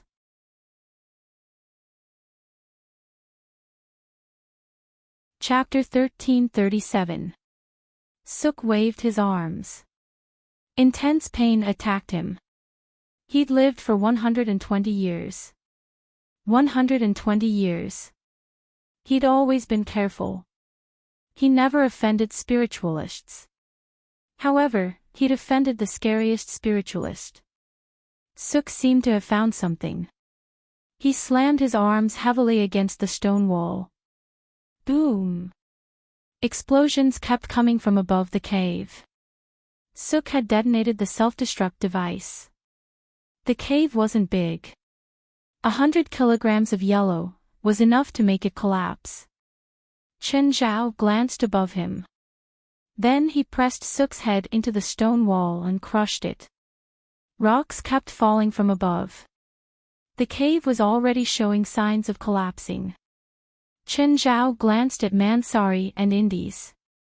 In the end, Chen Zhao decided to take them out. If Mansari died, it wouldn't be good for the supernatural organization to have a new anti-terrorism minister. Chen Zhao grabbed Mansari and Indies and charged out of the cave. Mansari and Indies saw the huge rocks fall on Chen Zhao's head. Chen Zhao didn't react at all. It was as if it wasn't rocks but cotton. Rushing out of the cave, Chen Zhao threw the 2 onto the ground. What's wrong with your bodies? Are you drugged? Benzodiazepine, Indies said. Then I'll get better in an hour. How long did I sleep? The 2 were speechless. How would we know how long you'd slept? Mansari was more curious about how Suk had caught Chen Zhao. I remember last time we met at the hospital, Chen Zhao said. Then I fell asleep on the way home. How long has it been? Close to 24 hours. I slept for another 24 hours? Chen Zhao murmured. It seemed that he hadn't missed Ocelis's welcome party. Over there. That truck. Mansari said with difficulty. There's a victim inside. Chen Zhao walked toward the car Mansari pointed at and strode toward the truck. But before he could take a few steps, a huge explosion came from the ground. Indy's expression changed. Chen Zhao had stepped on a landmine. But when the dust settled, Indy's realized that Chen Zhao hadn't moved at all. Chen Zhao stood where he was and patted the dust off his body, cursing. There's a landmine here. Chen Zhao asked, turning his head. Yes, please be careful. Chen Zhao stomped down with all his might. The ground shook slightly. Then, the ground in front of them began to explode. Chen Zhao's kick had thousands of tons of power, but it was difficult for him to transmit all of it. However, it was still possible to cause slight tremors in a small area. The landmines were buried under the ground, and their sensors were very sensitive. As long as the sensor was touched or moved, it would explode. However, Chen Zhao wasn't sure if the landmines ahead had all exploded. Chen Zhao stomped on the ground a few more times, causing a few sporadic explosions. Only then did he walk toward the truck. But when Chen Zhao opened the carriage, he saw a few people stacked together. One of the women was conscious. When she looked at Chen Zhao, her eyes were filled with fear. But Chen Zhao ignored her. Instead, he looked into the depths of the carriage. When Chen Zhao saw that the carriage was filled with kidneys soaked in formalin, the turbid smell made him turn around and vomit. He really vomited. The smell was really disgusting. In the end, Chen Zhao had no choice but to cover his nose with his shirt and get on the car. He dragged everyone off the car one by one. The people in the car weren't dead or injured. They were all drugged. One of the women had already woken up, but the others were still unconscious. Don't kill me. Don't kill me, the woman kept screaming. She looked very terrified. If you scream again, you'll be the next victim. Sometimes, making people shut up was much more effective than threatening them. Not long after, Injis and Mansari regained their mobility. They walked over. Chen Zhao looked at them. I'll leave this to you. I'm leaving. Wait. Mr. Chen. Chen Zhao turned to Mansari. Is there anything else? Mr. Minister. We're not enemies. Mansari decided to step forward and express her goodwill to Chen Zhao first. Chen Zhao thought about it and said, if possible, I don't want to either. It's just that I don't trust you. Just a moment ago, they wanted each other dead. They wouldn't let bygones be bygones just because they weren't enemies, right? Chen Zhao wasn't that naive. It was good that everyone could coexist peacefully. But Chen Zhao wouldn't let his guard down. Just like the old saying in China, one shouldn't have the intention to harm others, but one must always be on guard against others. Chen Zhao first called Fei Lai to tell her that he was safe. He hadn't even finished the call yesterday before he fell asleep. Just then, Chen Zhao received another call. Hey, handsome, what's up? You just sent my believer to me, and I learned some things from her. Huh? Chen Zhao was surprised. What kind of information did the handsome guy get from his believer? One of my subordinates betrayed me. You didn't kill him. He hid. He's not very strong, but even I have to admit that he knows how to hide, the handsome guy said. The handsome boy said, however, he also knows that he can't hide forever, so his plan is to hide in the human world. The Satanism was founded by him. In my name, he used some unknown method to contact humans, and that human thought he was me. So the ultimate goal of Satanism is to summon your subordinate to the human world. A demon of his level can't go to the human world, the handsome guy said. So or rather, what do they want to do? This subordinate of mine wants to abandon his own physical body and then forge a physical body in the human world that can accommodate him. Although this physical body will still restrict his power, it is already powerful enough that even you will not be able to contend against him. What should I do? Help me send him back to hell and to me. But you said that I can't beat him. If he abandons his physical body, then his physical body will be exposed to my detection range. I can find his physical body immediately, and then I will transfer his physical body's power to you. Is he a great lord? Chen Zhao asked. No, he's a regular lord, an idiot. He stole a drop of my blood and wants to use it to become a great lord. Okay, I understand. How do I find Satanism?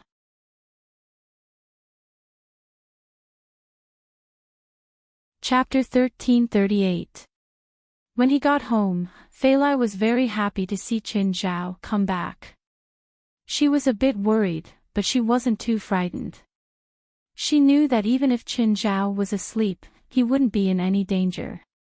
He'd just slept for 24 hours, so he was still very energetic.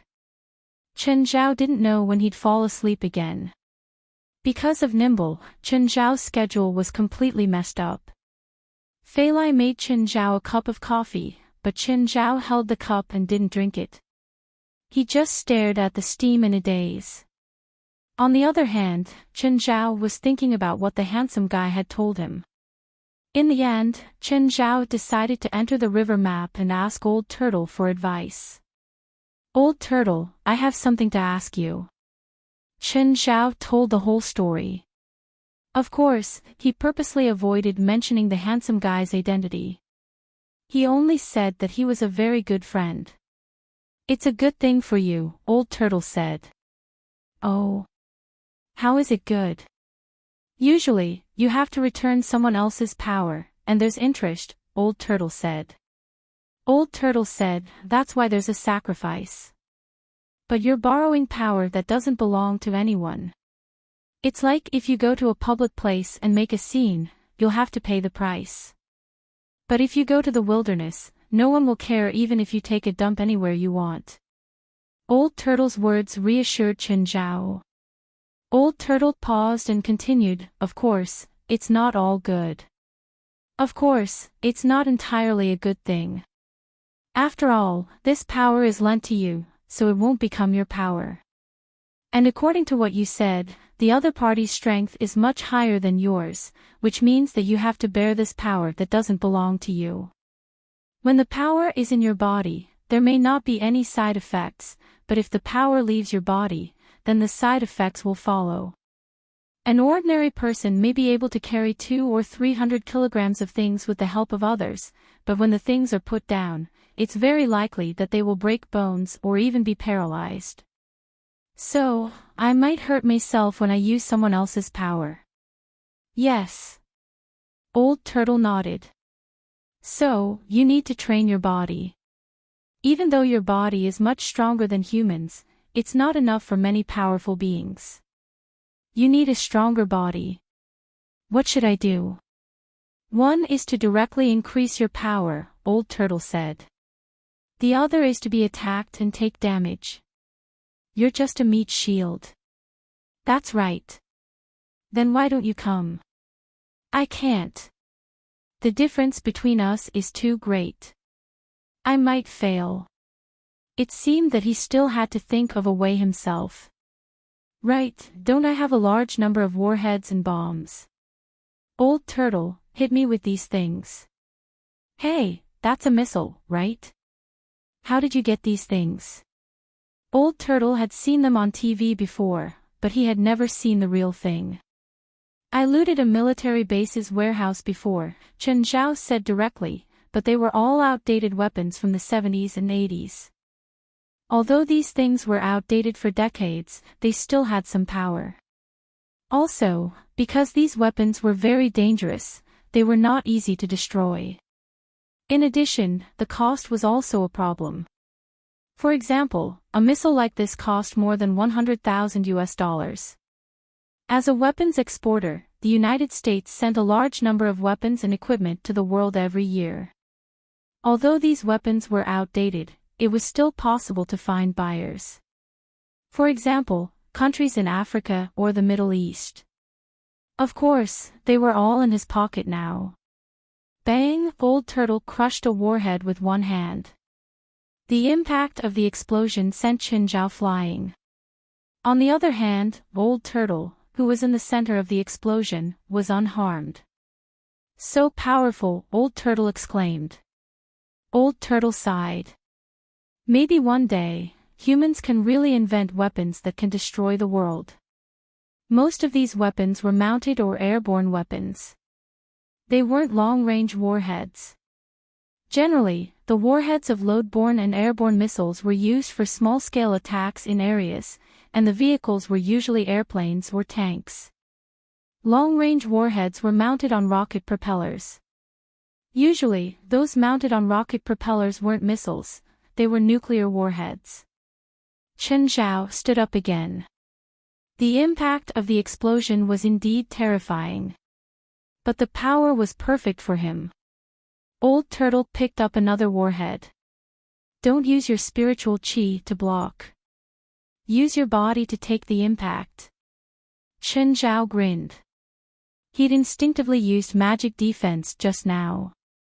If he took it head-on, he would probably be injured. The warhead of this missile was very powerful. Bang! The moment the warhead exploded, Qin Zhao felt pain in his abdomen.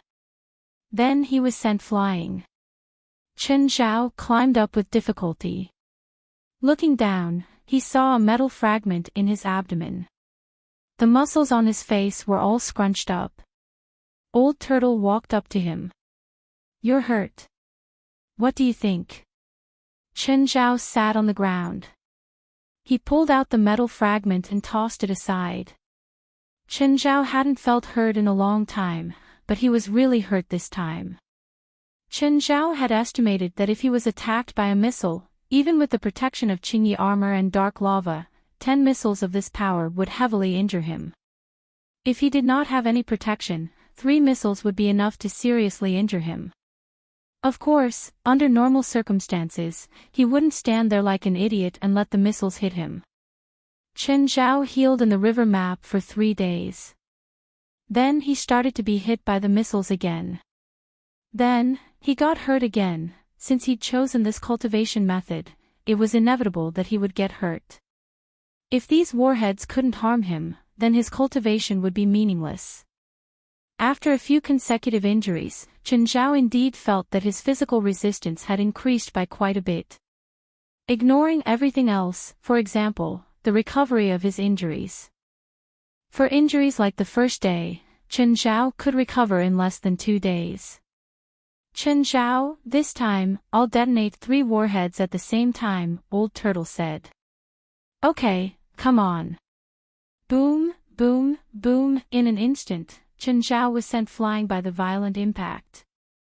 Then he stood up again, but what followed was an irresistible smell of pajamas. It's happening again. Qin Zhao laid on the ground and fell asleep. Qin Zhao had been thinking about a question. Nimbleness. What was nimbleness? During this time, apart from feeling sleepy, he didn't discover anything unusual about his magic power or small world.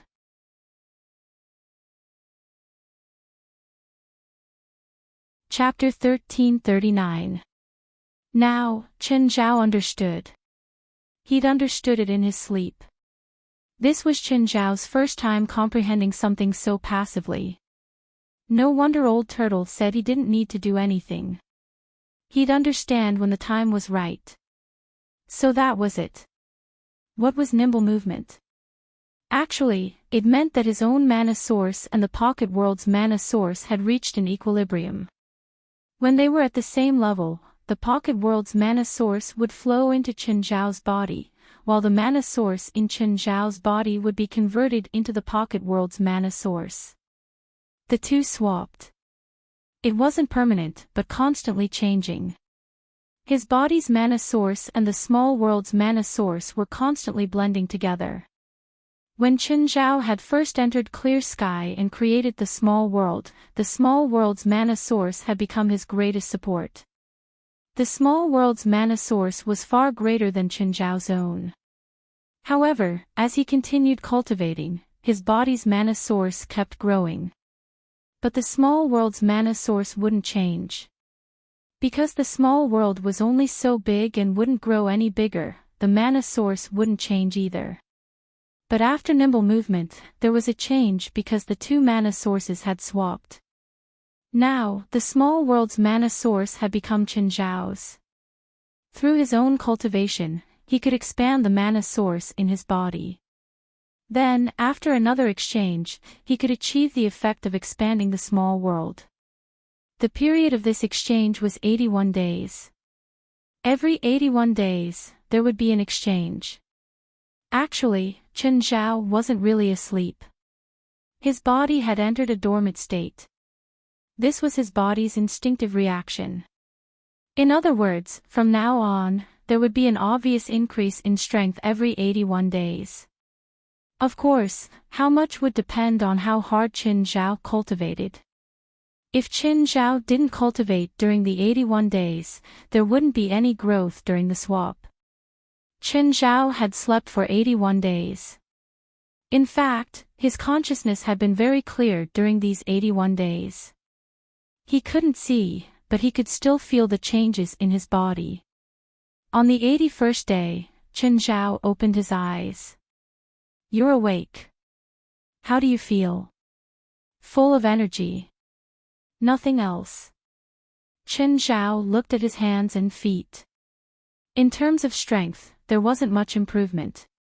The first agility transformation was because the source of mana within his body had reached a balance with the source of heaven and earth source of mana. In other words, the source of mana within his body was higher than the source of heaven and earth source of mana.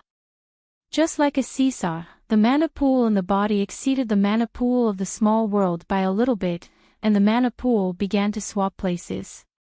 Chen Zhao felt his pocket world. It was indeed bigger.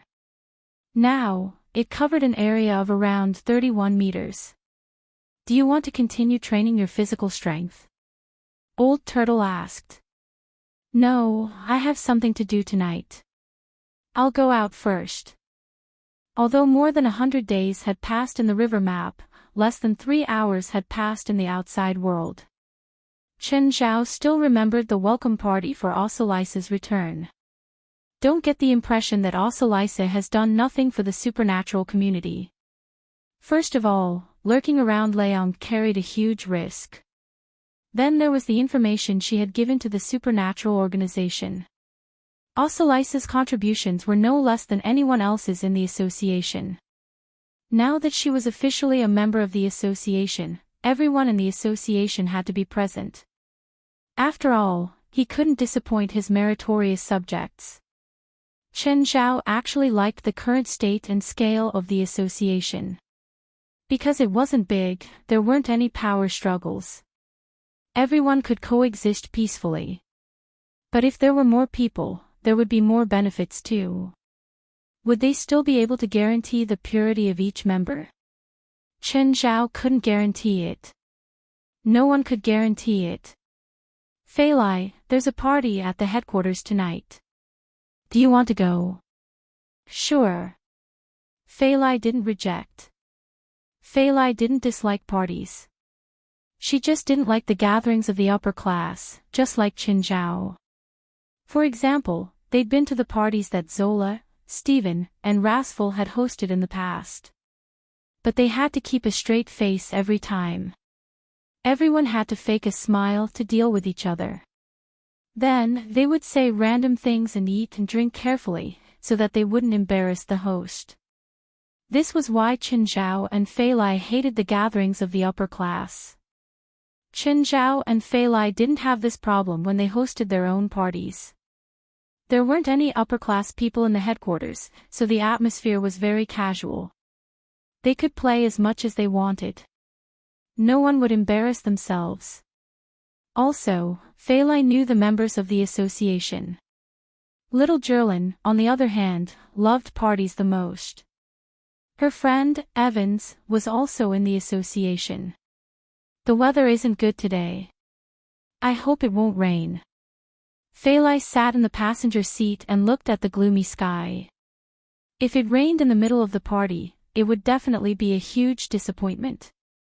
It's okay, Chen Zhao said. Chen Zhao couldn't control the weather in the entire LA area, but he could control the weather in the headquarters. Even if it rained outside, the headquarters would be calm. When they arrived, the people were all busy. They arranged all sorts of decorations and food. A dozen evil spirits floated back and forth, placing plates of food on the table. Little Jerlin had already started playing with Evans. The two children ran around, one chasing the other. Chen Zhao and Feilai entered the living room and saw Osalisa chatting with West. Osalisa, welcome back. President. Osalisa immediately stood up. This is Feilai. It should be your first time meeting. Hello, Feilai. Hello, you're Osalisa, right? When Feilai and Osalisa started talking about women, Chen Zhao and West automatically moved away. President, do you know about the terrorist attack this morning? Huh? What happened? West told Chen Zhao what had happened today. Mansari's in big trouble now. Such a big thing happened right after he took office. President, should we kick him when he's down? Chen Zhao thought for a moment and told her what had happened to him. West's expression turned strange. That kidney cutter had actually kidnapped Chen Zhao. At the same time, West was deep in thought. After more than 10 seconds, West said, if that's the case, Mansari's troubles should be smaller. After all, he has just been appointed. Although he paid a heavy price to track down the Midnight Kidney Cutter in 2 days, this can be considered his achievement.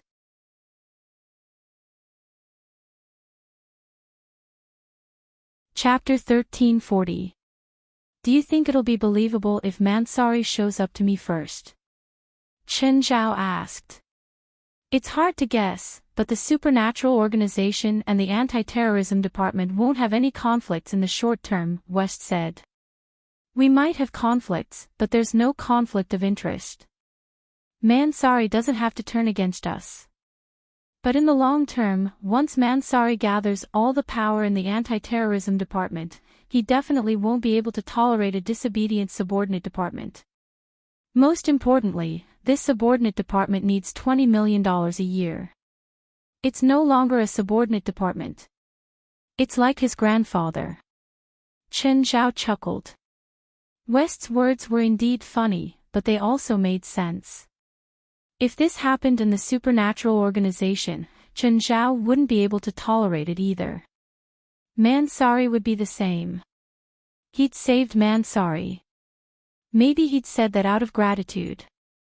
But would he really tolerate an uncontrollable subordinate department? But there was no better way now.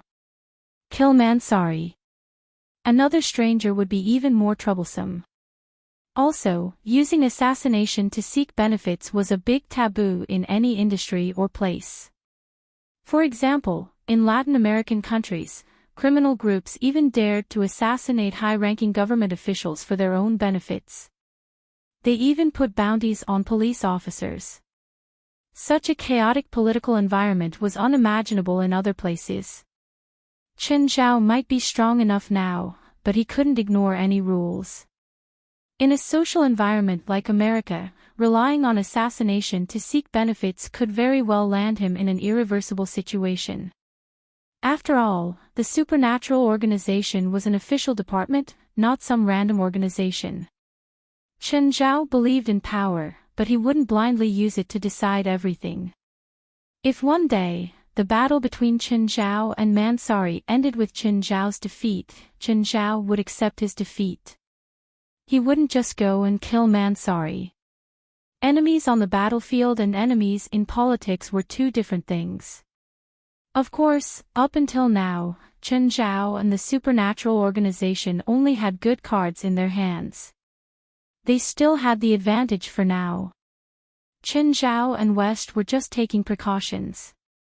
Chen Zhao and West wouldn't think that they'd win for sure. Since they had the advantage, they could make more proactive arrangements. A few people were competing by the lake.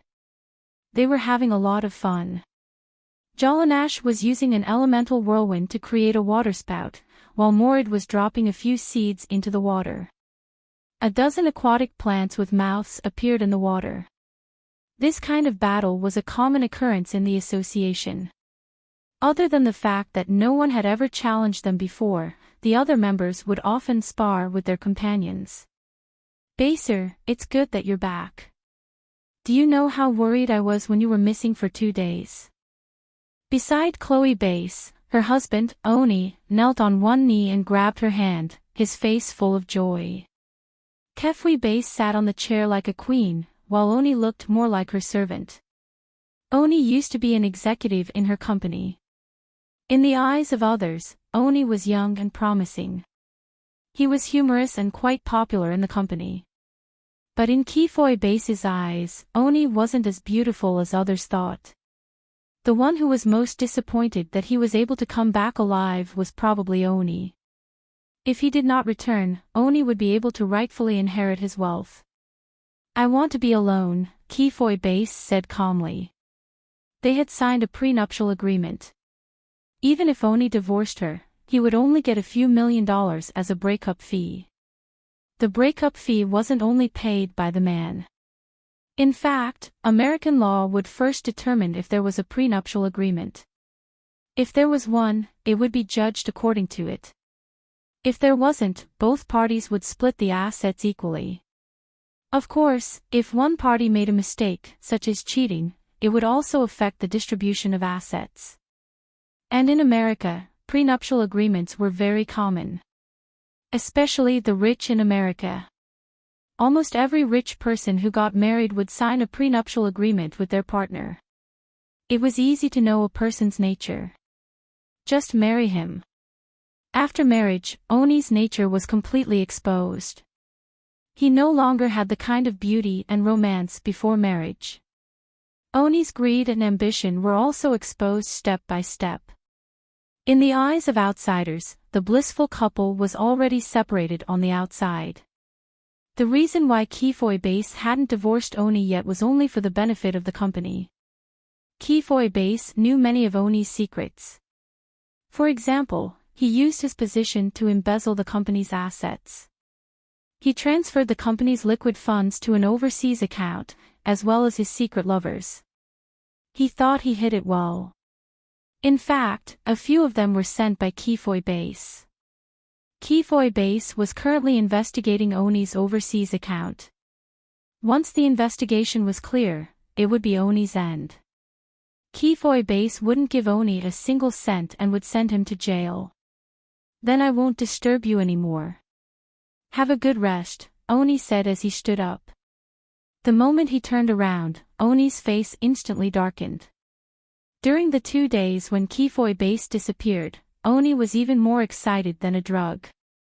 Especially when he found out from the police that Kefwi Base might have been kidnapped by a midnight kidney cutter, Oni was so excited that he almost suffocated. But Kefwi Base came back, and she came back in one piece. This made Oni very disappointed.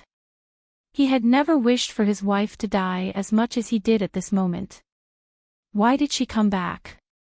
Why did she come back alive? That damned midnight kidney cutter, that trash, just like how Kefwi Base knew Oni's thoughts, Oni also knew Kefwi Base's thoughts. He was afraid that he would lose everything. This vicious woman, she wouldn't let him off so easily.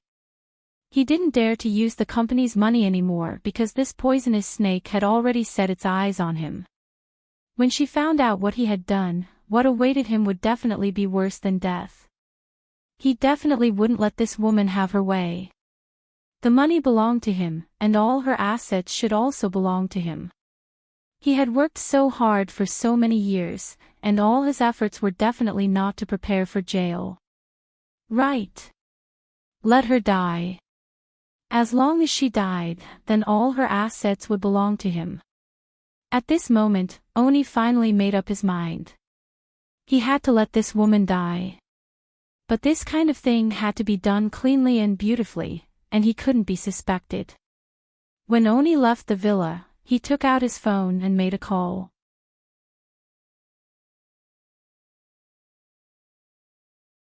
Chapter 1341. Hey, Oni, I heard you're looking for me. A lazy voice came from the other side of the phone. Oni's heart skipped a beat as he struggled to breathe. What Oni was most afraid of wasn't his wife, Kev, but this man named Furtis. Hi. Fernandez, how are you? I hope you didn't call me just to catch up. I hate catching up, especially with trash I hate. Fernandez spoke without holding back, his tone filled with disdain for Oni. I want to ask you a favor. What is it? Do you know my wife, Kev? Of course. She's a beautiful and rich woman, the CEO of the largest cinema chain in North America. I want her money. I can't help you with that. Other than the shareholders of the company, only the banks can get their hands on her money. As long as she's dead, the money will be mine, Oni said. Hee hee. How much do you want? $1 million. Ha. Are you trying to scare me off? Idiot, I want more. I want $100 million. That's impossible, you're robbing me. Hee hee. If you don't agree, I'll send our conversation to your wife, Fernandez said. How can you, I'll give you 3 seconds. 3, 2, 1. What do you think? I agree. When can she die? No one can escape from me if I want to kill them. Don't you worry, Felix said. I want it done as soon as possible. She's investigating me right now. If you don't do it soon, you won't get a single cent, right? Where's your wife now? Los Angeles. Los Angeles. Fernandez suddenly fell into silence. Can you take her somewhere else? Like San Francisco or some other city? Why? I don't like going to Los Angeles, Fernandez said. She's very against me right now. I can't take her away from Los Angeles, Oni said. I'm not going to Los Angeles, Fernandez said. You don't need to stay here, just kill her, Oni said. You want more money, add another $100 million. Furtis, you've gone too far. I said, I hate Los Angeles. I don't like going there. This is not a reason at all. I'm the reason. If you bring her to another city, you won't have to pay more, but if she's in Los Angeles, you'll have to pay more, Fernandez insisted. Oni cursed in his heart, this vampire. However, this phone call had already put him in a difficult position. All right, you'd better hurry. Oni gritted his teeth and accepted the price. As long as he could get that woman's assets, it would be worth it even if he had to pay $200 million. Bath Group was the largest cinema chain in North America and even the world. It had more than 1,100 cinema chains in North America and more than 12,000 movie screens. Its market value was more than $30 billion. Kefu Ibis inherited all the shares of the Ibis Group from her father, 45% of the shares. Last year, the total box office in North America was $12 billion, but the revenue of the Bath Group cinemas reached $10 billion. Of course, the box office revenue only accounted for 30% of the total revenue. The rest came from beverages, popcorn, and peripherals. Bath Group's net profit was $1.2 billion. In other words, Kefu Ibis earned $540 million last year.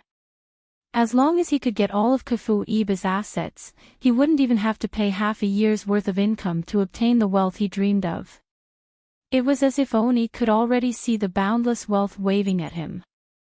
He no longer needed to wag his tail and beg in front of Kafu Ibis like a dog anymore.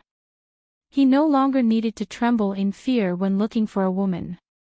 Kafu Ibis shopped as usual, as if the kidnapping last time didn't affect her at all. Of course, to ensure her own safety, Kafu Ibis hired a team of 20 bodyguards this time. The famous Blackwater security company provided assistance for her. These 20 people were all experienced veterans or mercenaries. They also knew how to distance themselves when the employer needed them without affecting the employer's leisure time. Behind Kafu Ibis were 2 pitiful mercenaries who were specially tasked to carry her shopping bags. Kafu Ibis suddenly stopped in her tracks, pulled down her sunglasses, and looked forward. Then, Kafu Ibis strode forward. "Hello, Mr. Mansari." Mansari and Li Mu were drinking coffee on the side of the road. They were on a mission. However, Mansari didn't expect to meet Kafu Ibis here. "You are Miss Kefli." Mansari recognized this woman as the one she had saved from Suk a few days ago. "Can you call me Ibis?" Kafu Ibis looked at Li Mu. "Is this your girlfriend?" "No, I'm Mr. Mansari's subordinate," Li Mu said. "Mr. Mansari, thank you for saving me. Do you have time? I want to treat you to a meal." "Sorry, I'm afraid I can't." Mansari shook his head. "Which department do you work in?" "I've checked all the files in Los Angeles, but I couldn't find you," Kafu Ibis asked. "That's none of your business," Mansari said indifferently. At this moment, Mansari's earpiece reported to him. "Sir, that person is coming towards you," and Li Mu nodded to Mansari. Mansari glanced at Kafu Ibis. "You better leave now." A person was walking towards them from the opposite side of the road. He seemed to be in a hurry, and his eyes were looking everywhere. They were currently trying to catch a fugitive. Normally, the Anti-Terrorism Security Department wouldn't participate in a fugitive mission. However, this fugitive was more dangerous. He was a bomber. He had caused many explosions and caused many casualties. The Anti-Terrorism Security Department would screen criminals who would cause social unrest. These criminals were their daily targets. Mansari already saw the fugitive, but he deliberately looked away. "Lee, don't look at that person with your eyes. Pretend nothing happened," Mansari instructed in a low voice. Li Mu was still a newbie and didn't understand many details.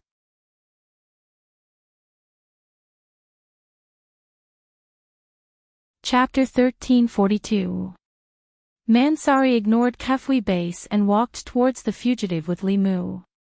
The two of them chatted like they were passers-by. The moment he reached the fugitive, Mansari moved. Like a tiger, he grabbed the fugitive's neck with one hand and his wrist with the other. Then, he lifted him up and slammed him onto the ground. "Don't move." Li Mu also pulled out his gun and pointed at the fugitive. "Search him."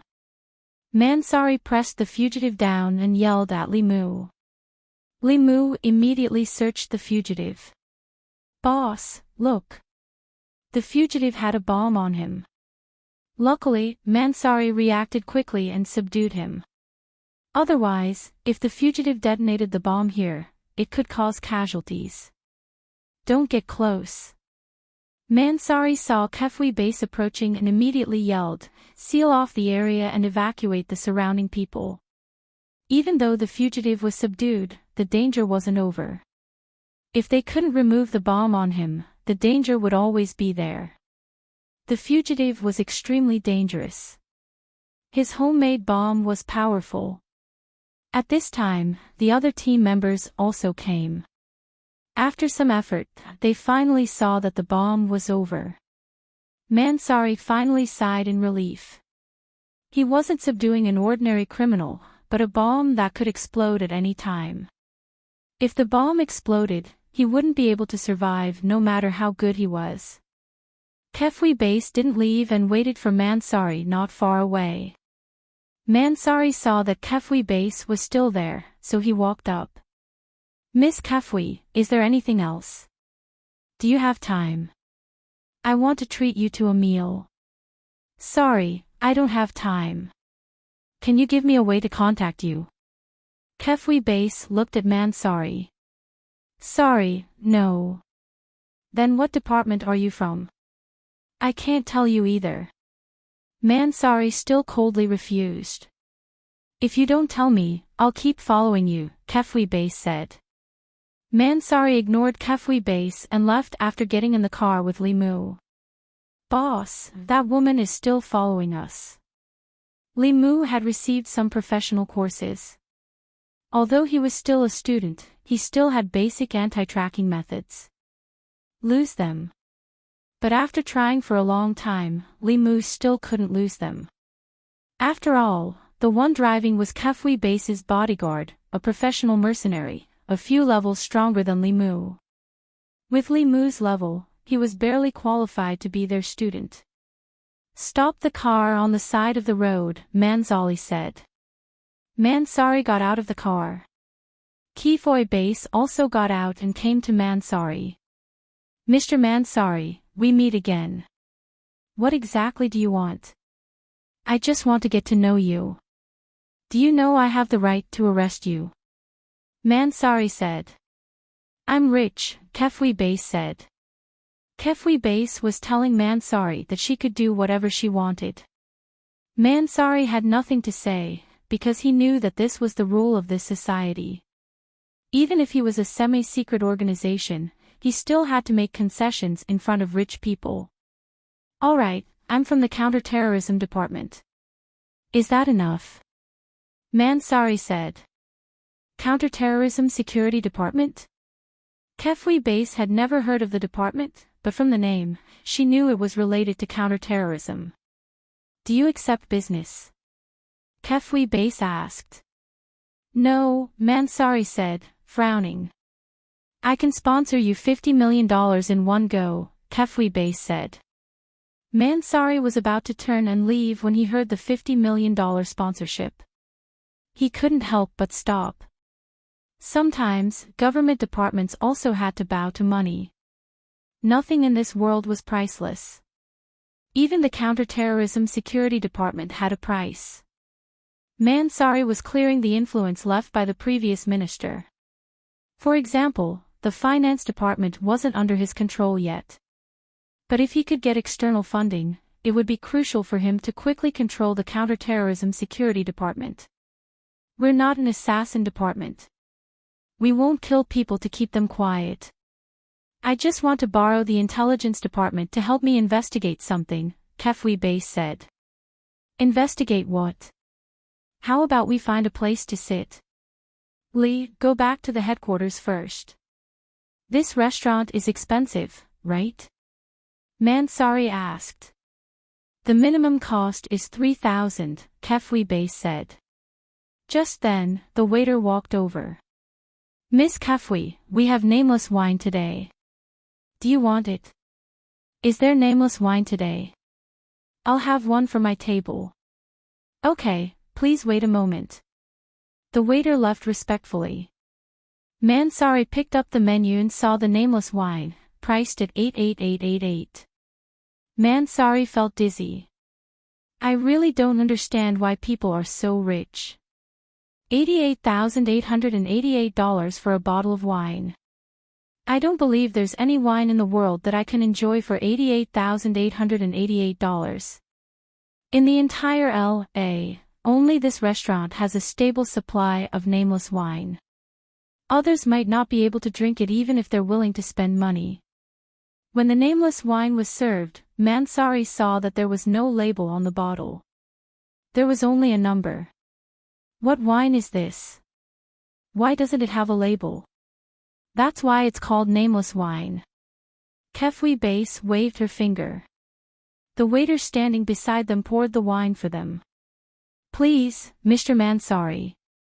Mansari picked up the glass. Instantly, the aroma rushed into his nose. Good wine. Even without drinking it, Mansari already knew that it was really good wine. It was completely different from what he had drunk in the past. The moment the wine entered his mouth, the moist aroma filled his mouth and didn't dissipate for a long time. When it entered his stomach, he felt a little warm, but he didn't feel hot. Mansari put down the glass reluctantly. How about it? Do you think it's worth $88,888 now? Maybe, but I still won't spend $88,888 on a bottle of wine. Never. Kefwi Base waved at the waiter, gesturing for him to leave.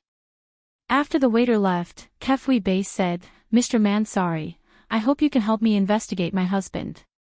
Investigate your husband? Extramarital affair. I basically have all the evidence of his extramarital affair, Kefwi Base said. Kefwi Base said, during the 3 years we were married, he took advantage of his position to embezzle hundreds of millions of dollars from the company and transferred them to his overseas account. I need you to help me investigate his overseas account and the flow of the money. Help me recover the money. It's not easy to investigate an overseas account, Mansari said.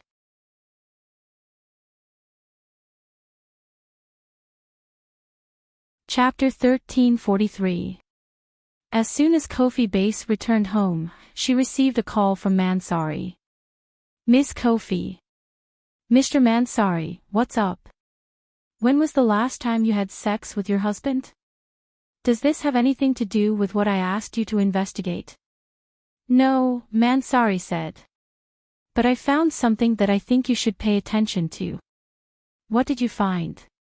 In the hospital records, I found that your husband, Oni, has been treated for STDs 3 times in the past 6 months.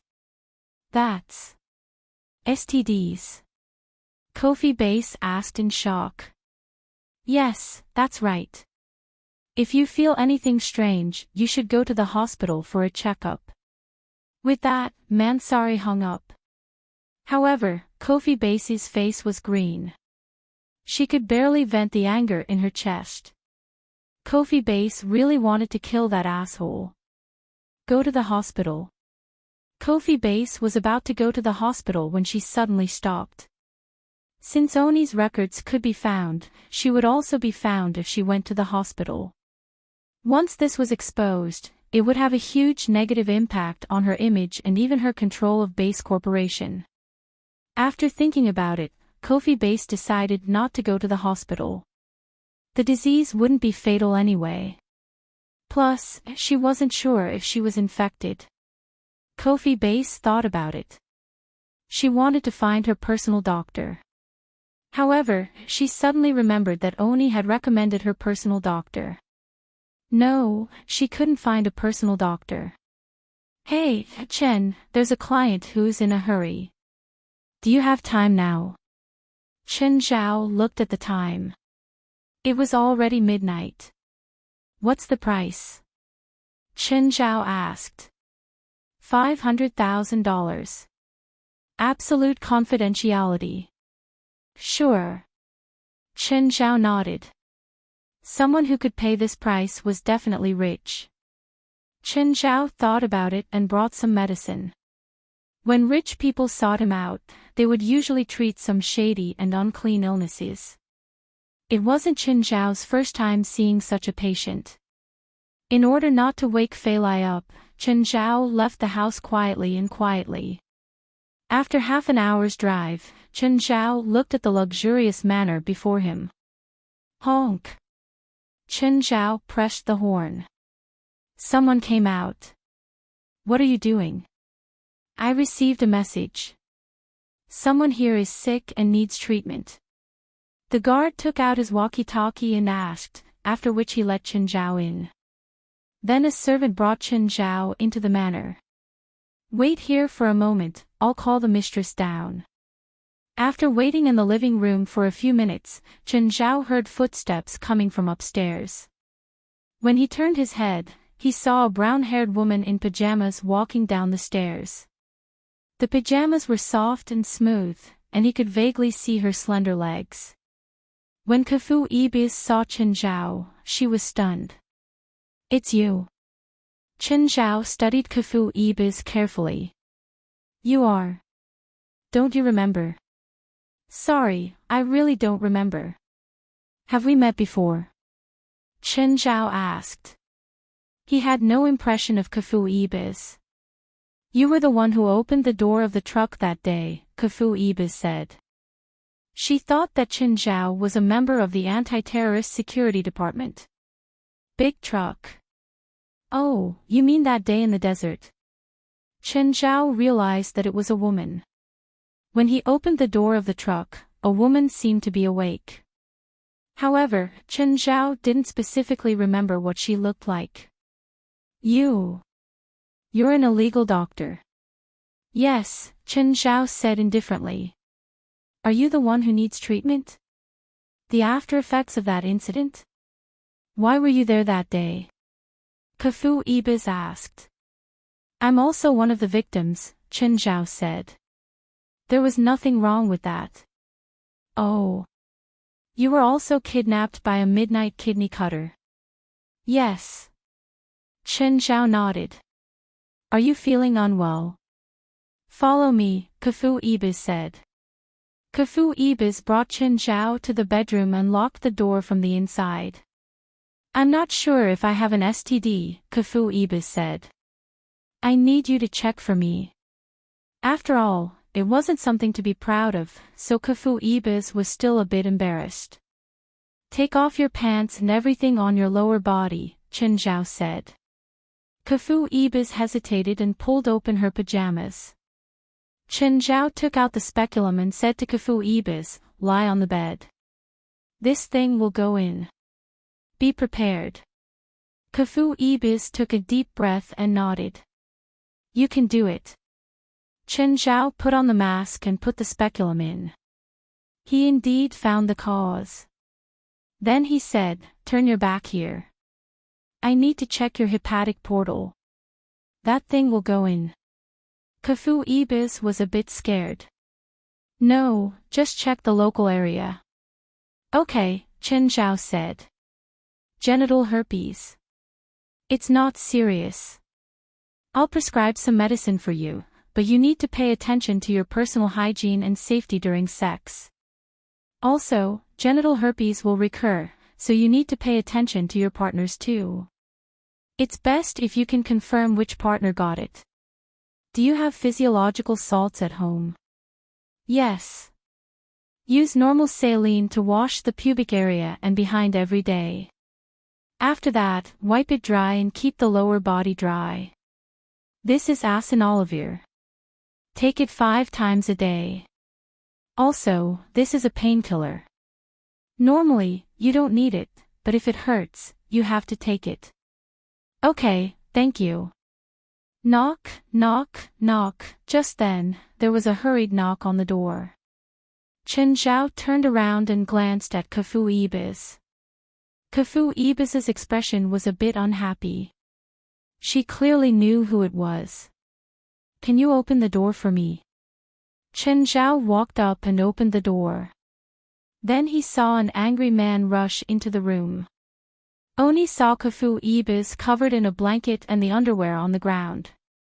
He instantly felt an unknown anger rush to his head. Ibis, who is he? I'm not feeling well. He's the doctor who's here to treat me. Doctor? Oni clearly didn't believe him. We have a private doctor. Why do you need a stranger to treat you? Tell me honestly, who is he? Even though Oni was a playboy outside, he didn't like it when people cheated on him. I don't need to explain anything to you, Mr. Chin. Thank you for your treatment. I'm much better now. My entire body feels very comfortable. Thank you. Kafu Ibis's tone was purposely teasing. I look forward to your next treatment.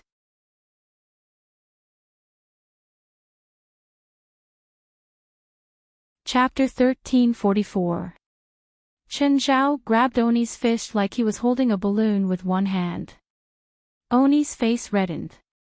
He wanted to pull his fist back, but it wasn't that easy since Chen Zhao was holding it.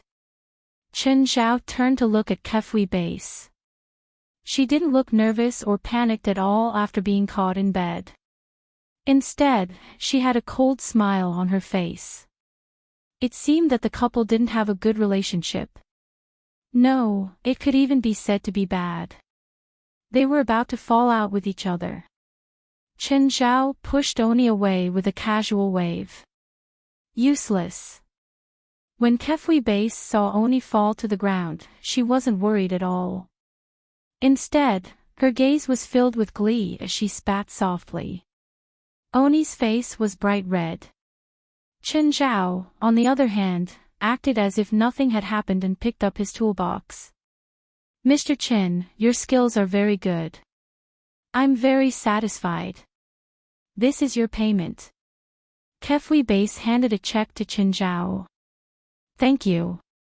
Can you give me your contact number? I'll call you when I need it. For a man, there was nothing more humiliating than this.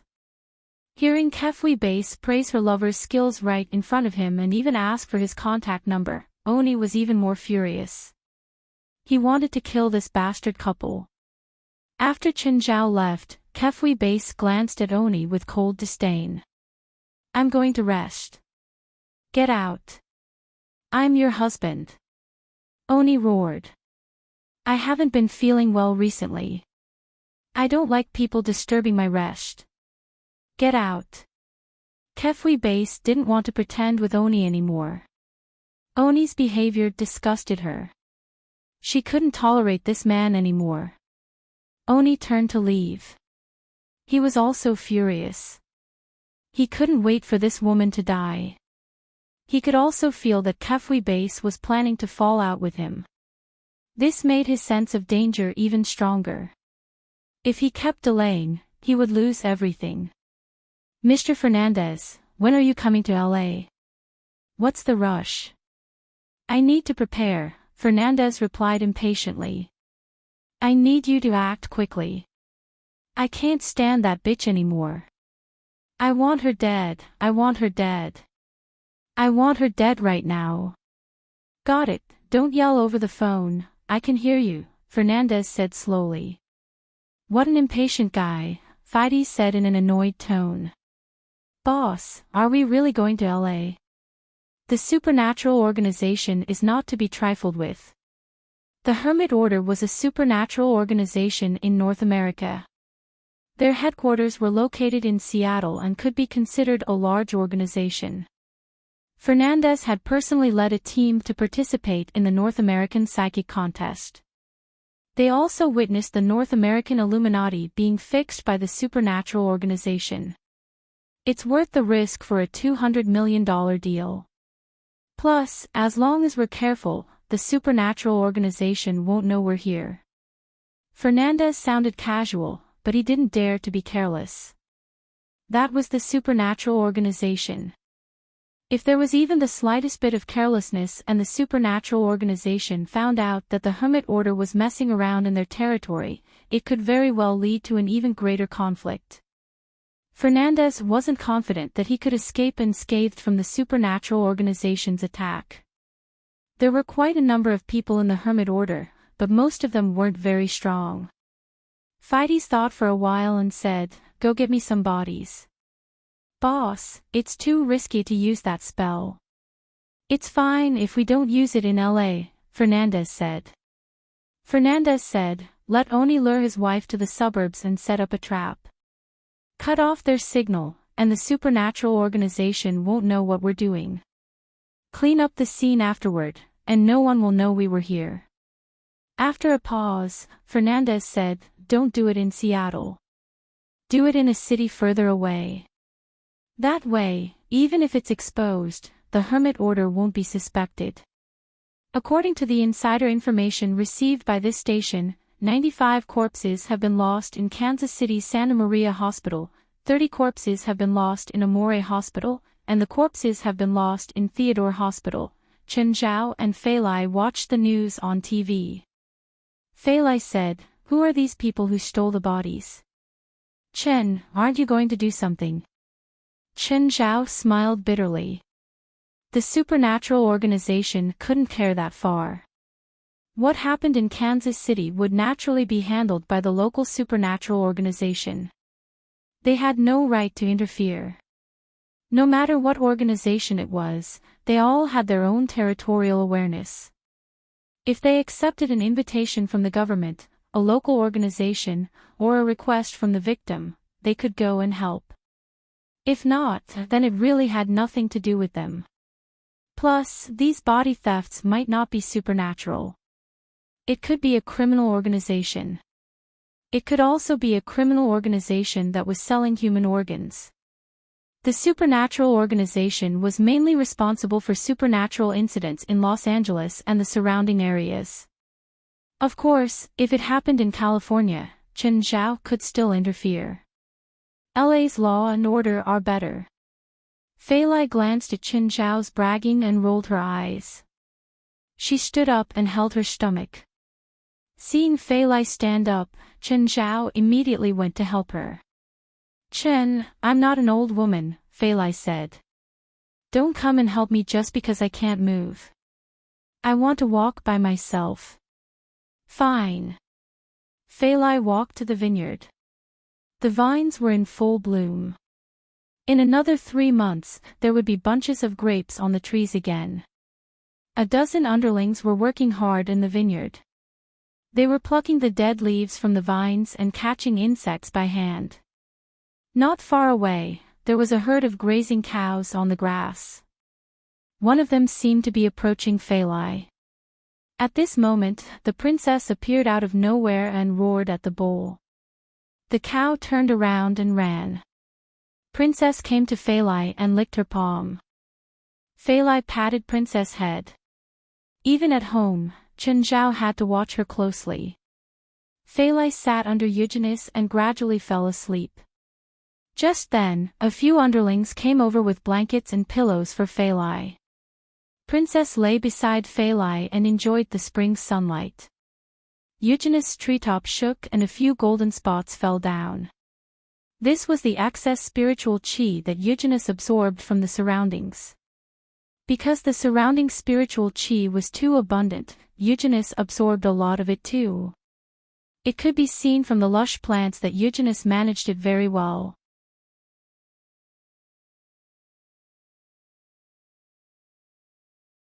Chapter 1345. A few people came from the other side of Mirror Lake. Professor Curson, it's so beautiful here. Yeah, but it's someone else's private property. Curson pointed at the eye-catching villa on the other side of the lake. Forget it. Let's take some samples and leave, the girls said regretfully. They each took out a container, planning to fill some water by the lake.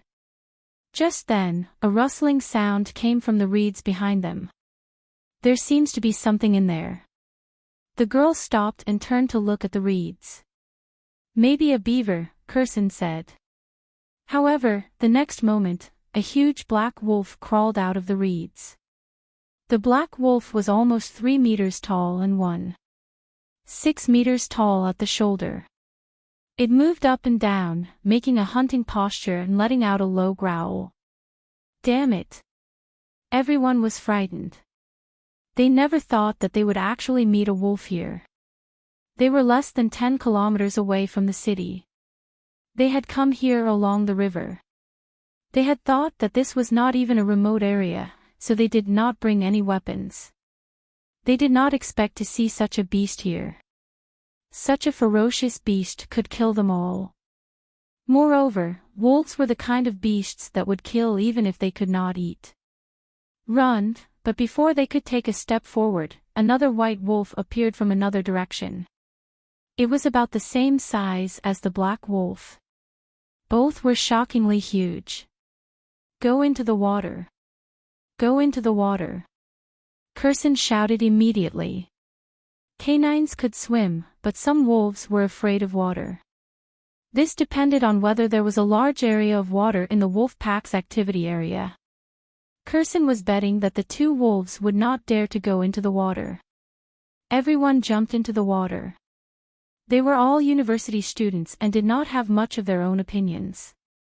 Now that they heard Curson's instructions, they could only listen to him. However, to their disappointment, the black and white wolves followed them into the water. Quick! Quick! Swim! Black Maw and White Maw followed behind. They did not plan to chase after them. Instead, they drove the group of strangers toward the villa. Everyone swam forward with all their might. However, when they reached the center of the lake, they suddenly saw a figure. It seemed to be a child. Why was there a child there? It seemed to be wearing a small swimsuit. However, with the two fiends chasing after them, they didn't have time to think too much. Little Jerlin also saw this group of people. She immediately jumped into the water and swam to the side of this group of people. What are you guys doing? Little friend, run, there's a wolf behind us. Curson wanted to hug Jerlin, but Jerlin immediately swam away. You mean Black Maw and White Maw? Black Maw. White Maw. Everyone was stunned. You know them? Yeah. Black Maw, White Maw, what are you doing? Jerlin looked at Curson and the others. Black Maw and White Maw said you're invaders. What's an invader? This. Everyone could faintly sense that these two wolves were reared by the owner of this place. However, they were also aware of their own problems. They had indeed come uninvited. At this time, everyone saw a person standing on the shore. Beside that person sat an astonishingly large brown bear. The brown bear was taller than the man even when it was sitting. Chen Zhao already knew that a group of intruders had come. Chen Zhao waved his hand, gesturing for them to come over. When Curson and the others reached the shore, they looked rather disheveled. However, they did not dare to approach Chen Zhao. Princess beside Chen Zhao was simply too frightening. Princess was more than 9 meters tall at the shoulder. If she stood up, she would be 4 meters tall and weigh nearly 1,800 kilograms. She was already the largest carnivore on land. But soon, Black Maw and White Maw also came ashore. Little Jerlin sat on Black Maw's back. Papa! Little Jerlin jumped onto Chen Zhao's back. Chen Zhao picked her up. Chen Zhao looked at Curson and the others. Who are you? Why did you trespass on my private land? I'm Curson, a professor at the University of Southern California, Curson said. These are my students. We're studying the water quality of Los Angeles. We didn't know that this is your private land. We're only here to collect water samples. We didn't mean to offend your land. Trespassing on someone else's private land was a violation of the Fortress Agreement. The other party had the right to kill them. Thus, Curson had to be careful. I'm very sorry for our unintentional offense, Curson said. Fine. Chen Zhao nodded. He didn't find any ill intentions or threats. You can leave after taking your water samples. Follow this road and you'll reach the road outside. Just then, Fei Lai walked out. Beside her was a snow-white cougar. She was too beautiful. Everyone's first impression was that she was too beautiful. Even though she was pregnant, her beauty didn't decrease. Instead, it made her look even more radiant. There was also the albino cougar beside her, standing together with this woman, echoing each other. Albino cougar. Oh my god, this is my first time seeing an albino cougar. Chen, who are they? Fei Lai asked. They're university professors and students who came here by mistake, Chen Zhao said. They want to test the water here. The guys were a bit envious of Chen Zhao. He had such a beautiful wife and a beautiful house. This might be their life's goal. Suddenly, the only girl in the group howled in pain. She clutched her thigh and couldn't stand up. San Nell, what's wrong? Are you okay? Everyone was worried, but they also didn't know what to do. Move, Chen Zhao said, walking forward. Let me take a look. Can you? The guys were a bit hostile toward Chen Zhao. I'm a medical professor at UCLA, Chen Zhao said. Is that enough? Curson didn't expect Chen Zhao to be a professor too. He was very surprised. Chen Zhao squatted down and looked at Sanal's thigh. It's fine. Her thigh tendon is dislocated. With that, Chen Zhao pinched Sanal's thigh hard and guided the tendon back to its original position. Sanal immediately stopped screaming in pain, but she still couldn't stand up. It's fine, but you better take her to the hospital for a checkup. Sir, can I borrow your phone? Black Ma, go get my phone. Curson and the others saw Black Ma return with a phone in his mouth.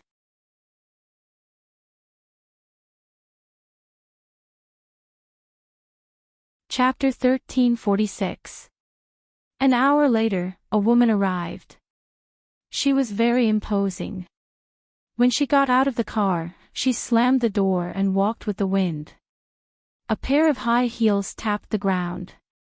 Although she wasn't young anymore, she still wore heavy makeup and looked down on everyone. Sanner, who hurt you? The woman asked at the top of her voice. Mom, no one hurt me. I got hurt by accident. Saul knew his mother's temper. She didn't want to cause trouble at someone else's house. Chen Zhao and Fei Lai had already returned to their room. They didn't care about what was happening outside. But Saul's mother didn't let it go. She made up a story. Did the owner of this place attack you? Mom, no, it's just my leg cramps, Saul said. Mom, take me home. But Saul's mother didn't let it go. She went up and knocked on the glass door. Open up. Mom. Saul hurriedly pulled his mother back. Move away. Saul's mother was used to being domineering. She kicked the glass door hard. Open up. The door opened. Saul's mother was about to speak. But what she faced was a bloody mouth and a huge body that was like a stone wall. Roar! A bloody wind blew at Saul's mother's face. She was so scared that she fell to the ground. Nothing could destroy a person's courage more than death. Saul's mother's previous dominance was built on this civilized society. However, when she was facing a wild beast, she could not do anything about it. All of her strength vanished in an instant. Everyone covered their ears. This was the wildest roar that came from the beast. Saul's mother screamed and ran away on all fours. Hearing Princess's roar, everyone thought that Saul's mother would be killed. Luckily, Princess didn't move, or speak. Saul's mother only heaved a sigh of relief after she ran outside. She was no longer as dominant as before. She looked at Princess in fear. What was that? A monster. Saul, why didn't you tell me there was a monster here? Mom, stop fooling around here. Let's go. No one hurt me. Sanal's mother's face alternated between red and white. In the past, she had always been able to gain the upper hand, whether it was reasonable or not. But here, she was actually threatened by a wild beast. Just then, little Jerlin ran to the door and threw an egg at Saul's mother's body. Get out of here, you old witch. Little Jerlin hates you. Seeing little Jerlin's cuteness, the others turned their heads away. To be honest, Sangner's mother had been causing trouble ever since she arrived, and they were quite displeased with her. Now that they were disgraced by the princess and humiliated by little Jerlin, they suddenly felt that it was quite interesting. Sangner's mother blushed and turned away angrily. Princess, we're not angry. Little Jerlin will go to Daddy's place to steal something delicious for you. Little Jerlin patted Princess' thigh. Roar! The princess gently licked little Jerlin, nudged little Jerlin, and let her go back inside. Sanel's mother left with a gloomy face. Sanner was also a little angry at his mother. They had been getting along well with Qin Zhao's family. At least after the misunderstanding was resolved, Qin Zhao did not make things difficult for them. Moreover, Qin Zhao had also treated her leg cramp. But as soon as his mother arrived, she started to pester him endlessly. But in the end, his mother was standing up for him. Sanner did not even have the right to complain. Sangner's mother felt a little out of breath and dizzy. She was not frightened by Princess, but because Jerlin calling her an old witch had angered her. When they returned home, Sangner's mother was very depressed. Sangner, I'm tired. I've already contacted Dr. Howell. I'm going to rest. Mom. It's just a misunderstanding. Don't take it to heart. Sangner's mother nodded slightly, looking rather down. An hour later, their personal doctor, Howell, arrived. Howell had been serving their family for many years, so Sangner was very familiar with him. Sangner, I heard that you're injured. Can I take a look? My right leg cramped up because of the strenuous swimming, but a doctor treated it and it's almost back to normal now, Mr. Howell. Your leg was injured when you were young. I've told you many times that you can't do vigorous exercises, Howell said in a somewhat reproachful tone. Howell said in a reproachful tone, but the doctor who treated you was very good. It doesn't seem to have left you with any side effects. Mr. Howell, can you go and see my mother? She was frightened today and she's been very depressed since she came back. Okay, I'll go and see her. Is she in her room? Howell asked. Yes, I'll take you there. Sangner brought Howell to his mother's bedroom and knocked. Mom, Mr. Howell is here to see you. There was no response.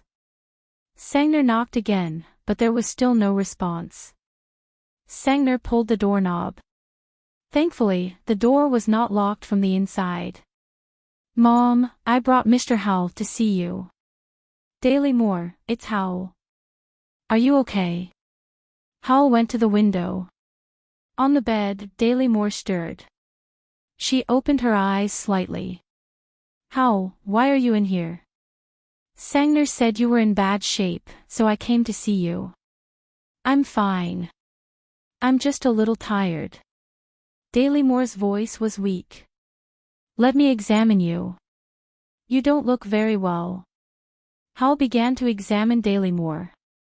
First, he checked her heart rate and blood pressure. Daily Moore, your blood pressure is very low, and your heart rate is a little irregular. You need to go to the hospital. I'm fine. I just need some rest. Daily Moore was very tired. This won't do, Howell said, frowning. He had a medical license, but he could not perform any more treatments. For example, some stimulants are subject to very strict restrictions. Sangner, call an ambulance. Okay, I'll do it now. I said, no need. Daily Moore's temper flared up again. But this time, she began to wheeze. This was the symptom of low blood pressure.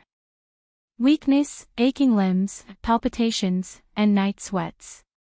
Mom, if you do this again, I'll call Grandma and Grandpa. I don't need those two old bastards to care about me. Seeing that his mother was so stubborn, Sangner dialed his grandfather's number. You're tuning into the LoveLore Library YouTube channel. We're so grateful for your support and don't forget to subscribe to join us on this incredible journey through captivating stories. Your generosity through donations truly makes a world of difference, as it's the primary source of revenue that allows me to expand and enhance this channel for you. Thank you from the bottom of my heart for being a part of this adventure.